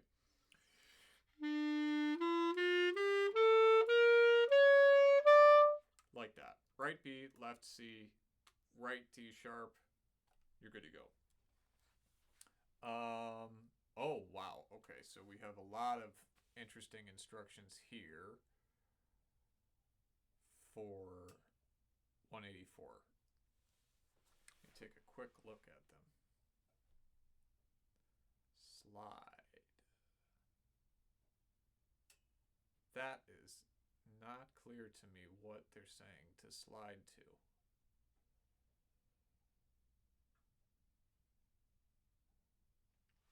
All right, let me just play through it.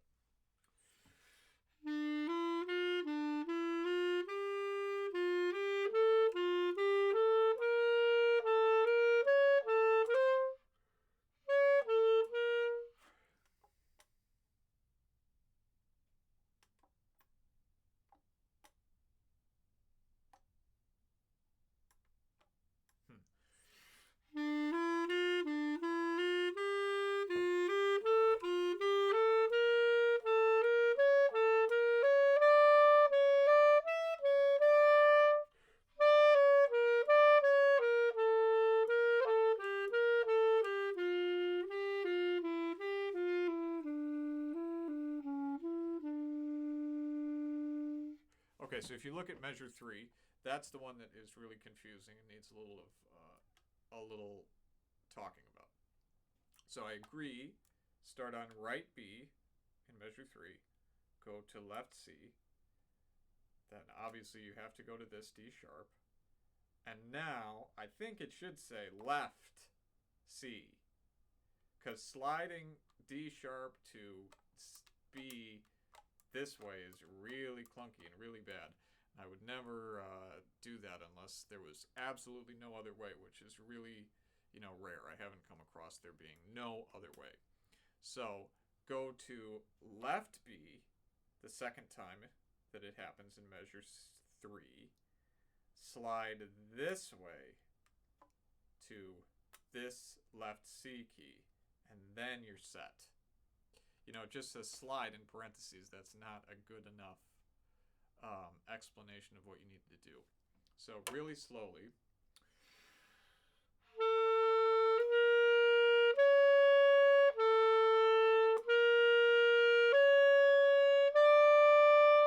I think that's the right way to do it, and that's the best way to do it. There are maybe a couple of other possibilities, but that is the most comfortable, and it gets you used to sliding in a way that you sometimes actually have to do. B to C. Difficult at first, but really worth it to try to get comfortable with that feeling. Again, that's another topic that I can't go into full detail on right now, but I think I will at some point. Okay, chromatic scale. I'm not going to do my whole spiel about the different ways to play this. I'll just show you. So here's the way that it's written in the book, starting on the left C, or the left B, rather, when I get there. Now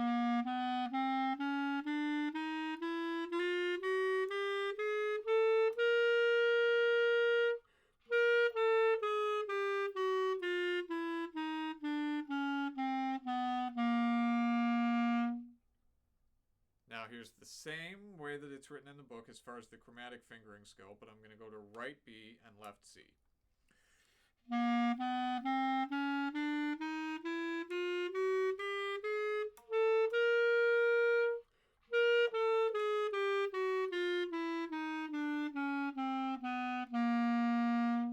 Got a little tripped up there because I was thinking of the next option, which is going to, or no, I should have gone to right B and right C. It doesn't matter. Here it is again, right B, left C.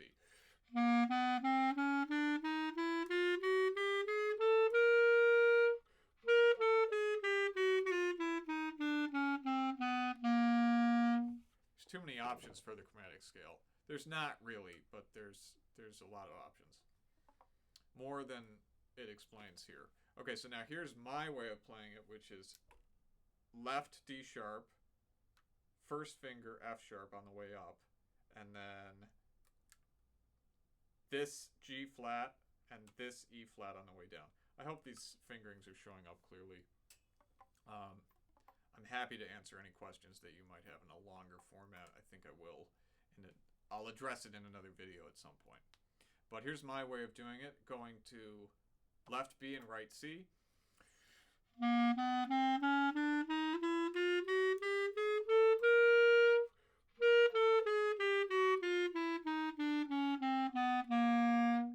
Now, same way, right B, left C.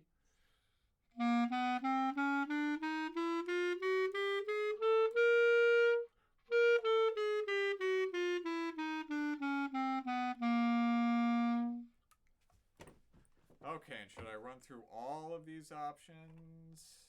Oh, there's only 2 options to run through for 186. So, starting left B, right C.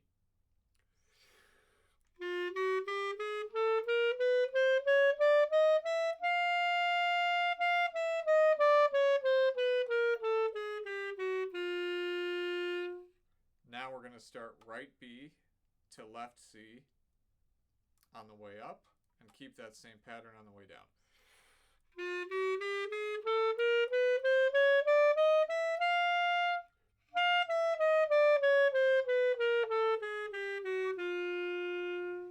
Really wise to do all of the different ways that you can do the chromatic scale, since it's so important to the fundamentals of the clarinet, and any instrument really. I don't ever remember going through these things that were later in the book, the scales, these next 2 pages that are just specific to the clarinet. I don't remember going through them when I first played through, when I first encountered this book as an 11-year-old, 12-year-old, whatever. I wish somebody would have really made me do it, but I guess as a kid, it can be really boring and really tedious.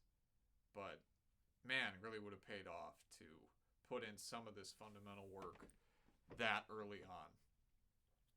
Okay, so 187. Yeah, wait a minute. Let me read. Yeah, this fingering chart is basically good with, some caveats, as we've already talked about. 187.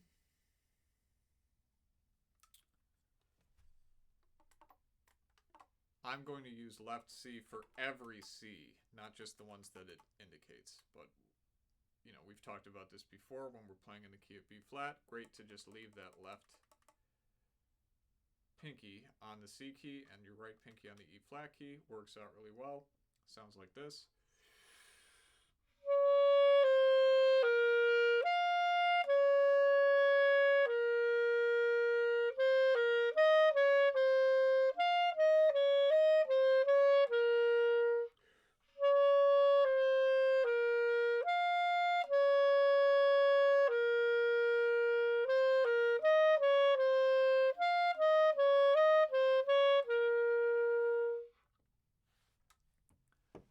Okay, on to 188, using the fingerings that they're advising here.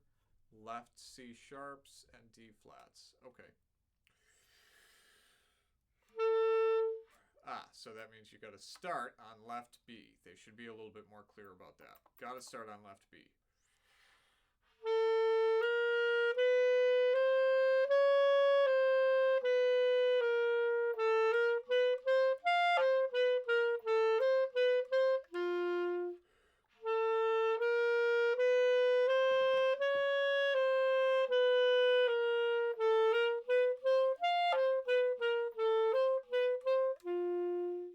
So if it were me writing this book, I would advise that you do this both ways. So starting on left B, following that pattern, and then starting on right B and following that pattern, because that works just as well. And that looks like this. I'm just going to do it once.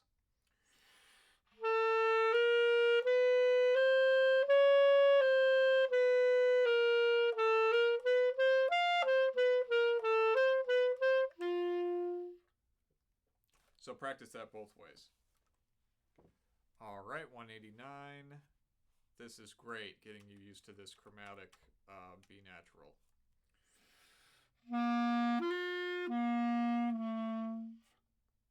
Yeah, so for me, I would actually go to the chromatic B natural fingering for the first time, since you're going to play it the second time. I would use it every B natural here. Yeah. I would use that fingering for every B natural rather than switching back and forth. There's no need.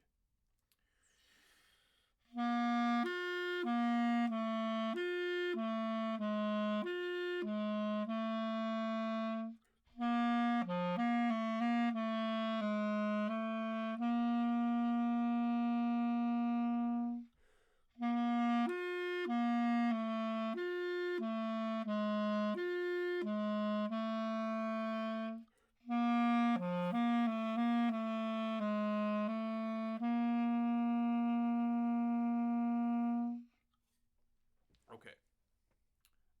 191, or 190 rather. Oh, okay. I'll use the chromatic fingerings that they want for this F sharp.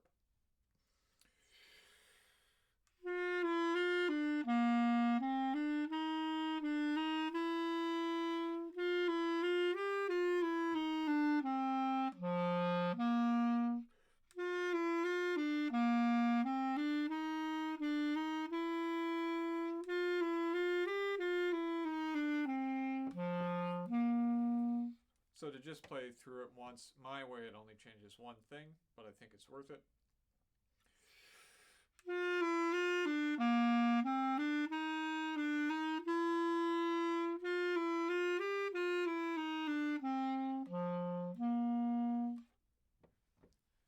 Alright, on to 191 now. This one I agree with totally.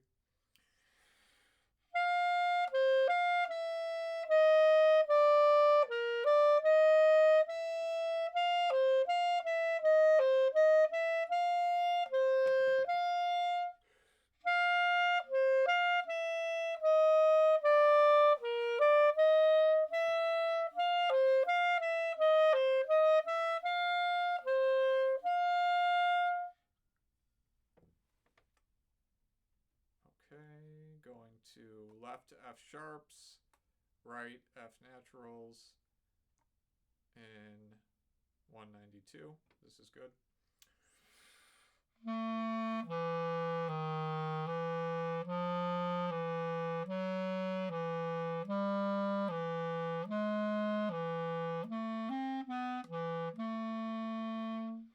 So they should tell you though at the end that you have to go left C sharp in the last measure, which means you have to go right F sharp. It's just too weird to keep going left. They should put a little R there for the last. Well, maybe they want you to go to right F sharps in the last two measures completely. Not super clear the way that it's written. So I'm going to go to right F sharps now, starting in the third measure and keeping that until the end. So this will be my second time playing it.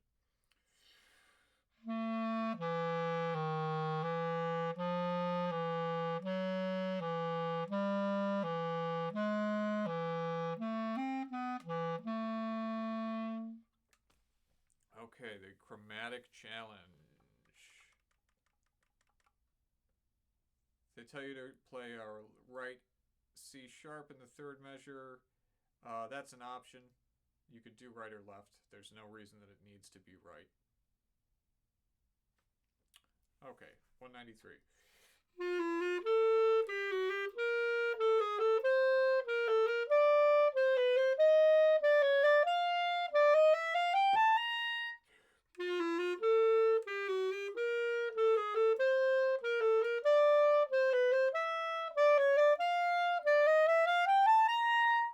I played a wrong note the second time that I did it, but I was more concerned about doing the opposite fingering choices of what I did the first time.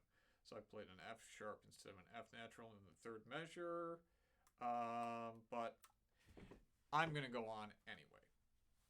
194.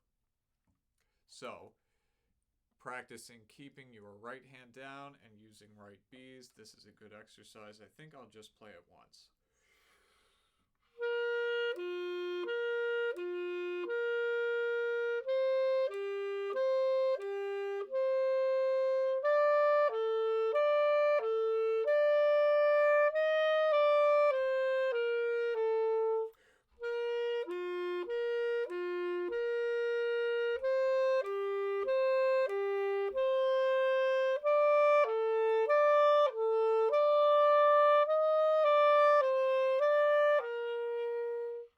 So the idea is that you use left Bs in the third measure, like you're just naturally going to want to use left Bs for some reason. That's an interesting little thing, the way that that's written. You can practice both ways. So E to left B and E to right B.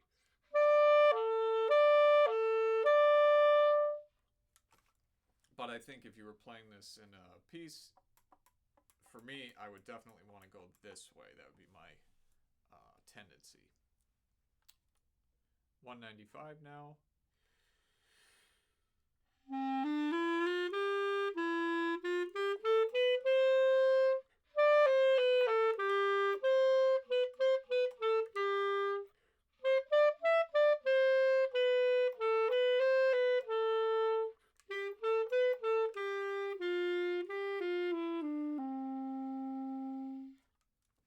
So obviously just playing with the differences between slurred eighth notes and staccato eighth notes.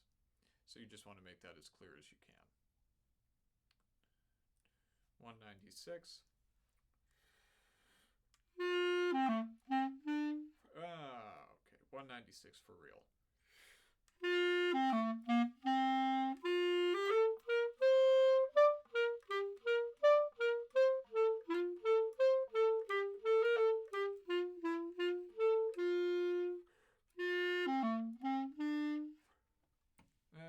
I'm going to take the repeat, and I'll do just a different fingering towards the end.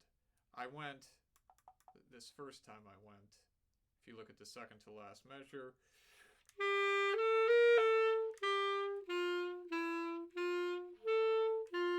so I kept the right B to left C. That's really good to learn to do that smoothly in that place, rather than go to left B, right C, which is what they assume you're going to do for those two 16th notes. But I'll do it the way that they're thinking that you'll be inclined to. 196.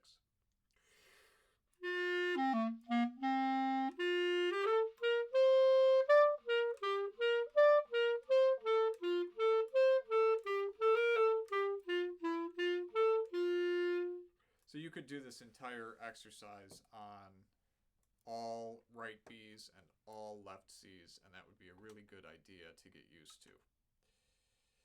But I don't need to do that for you right now. 197.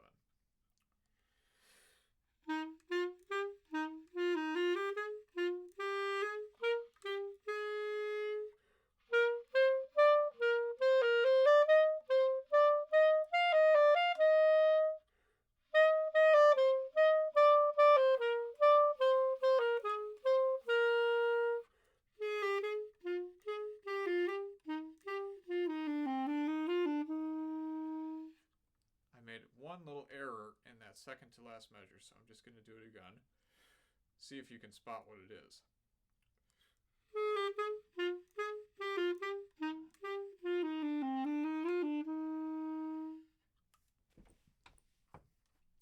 .198 arpeggios.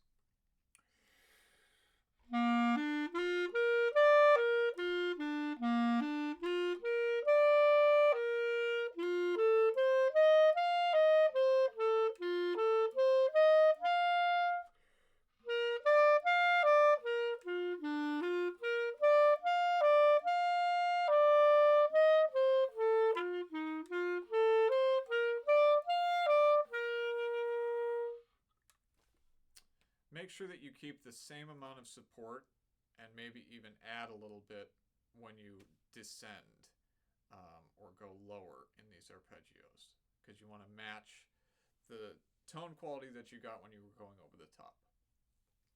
Same thing goes for 199 now, even a little bit more so because we're in the higher register.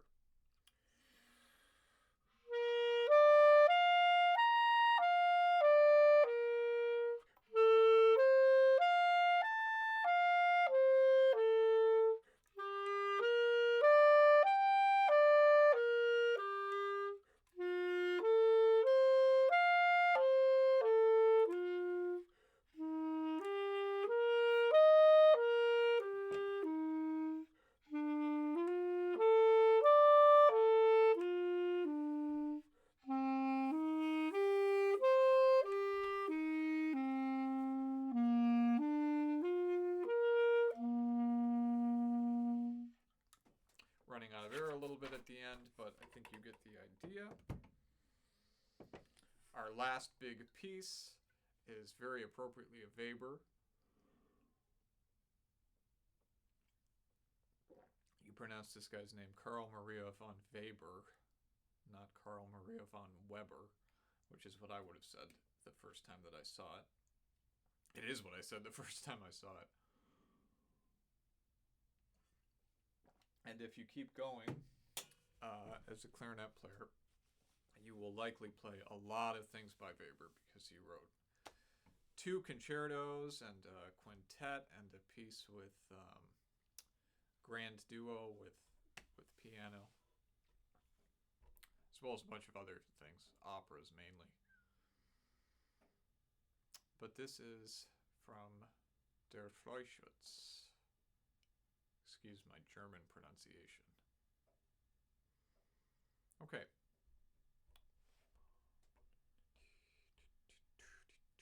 We'll say that that's about 100. I think it's pretty close. 1, 2, 1.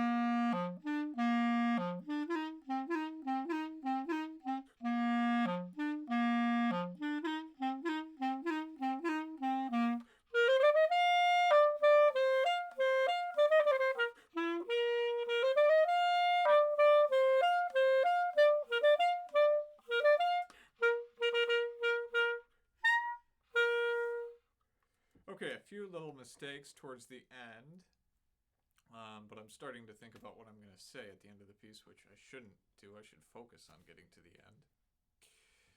Let me start after 28. So this is the pickup to bar 30.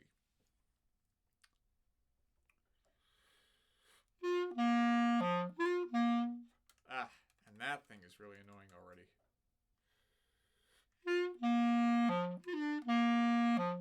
Once again, last time.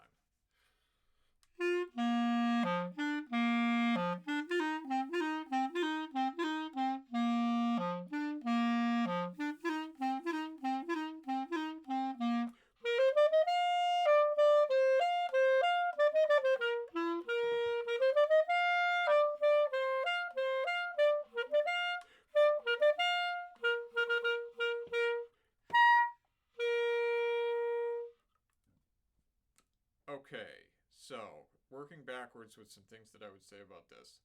You want to make sure that that top C, which is the highest note of the little piece here, is really well centered, and you do that by making it maybe a little bit longer than an eighth note.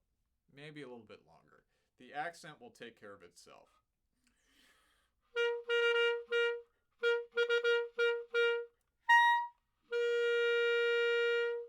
So that's nice and long, nice and full.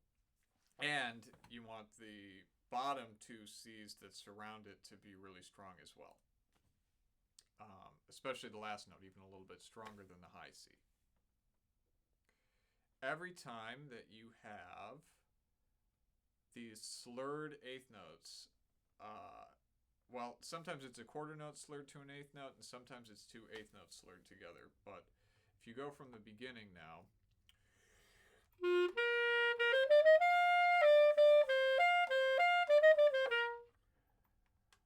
I'd like to hear that the eighth note at the end of the slur is nice and long.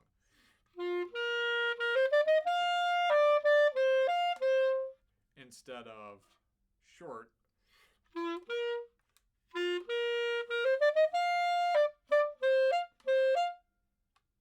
That's not quite right.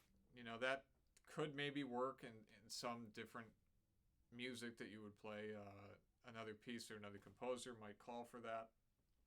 But for right here, it really doesn't work. So make sure that that's always a nice long, full value eighth note every time it happens.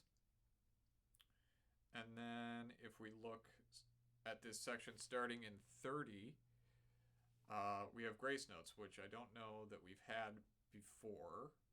We must have had grace notes before somewhere earlier in this book. They would make a note about it. But I'm always making sure that the G grace notes are before the beat, which is always an F.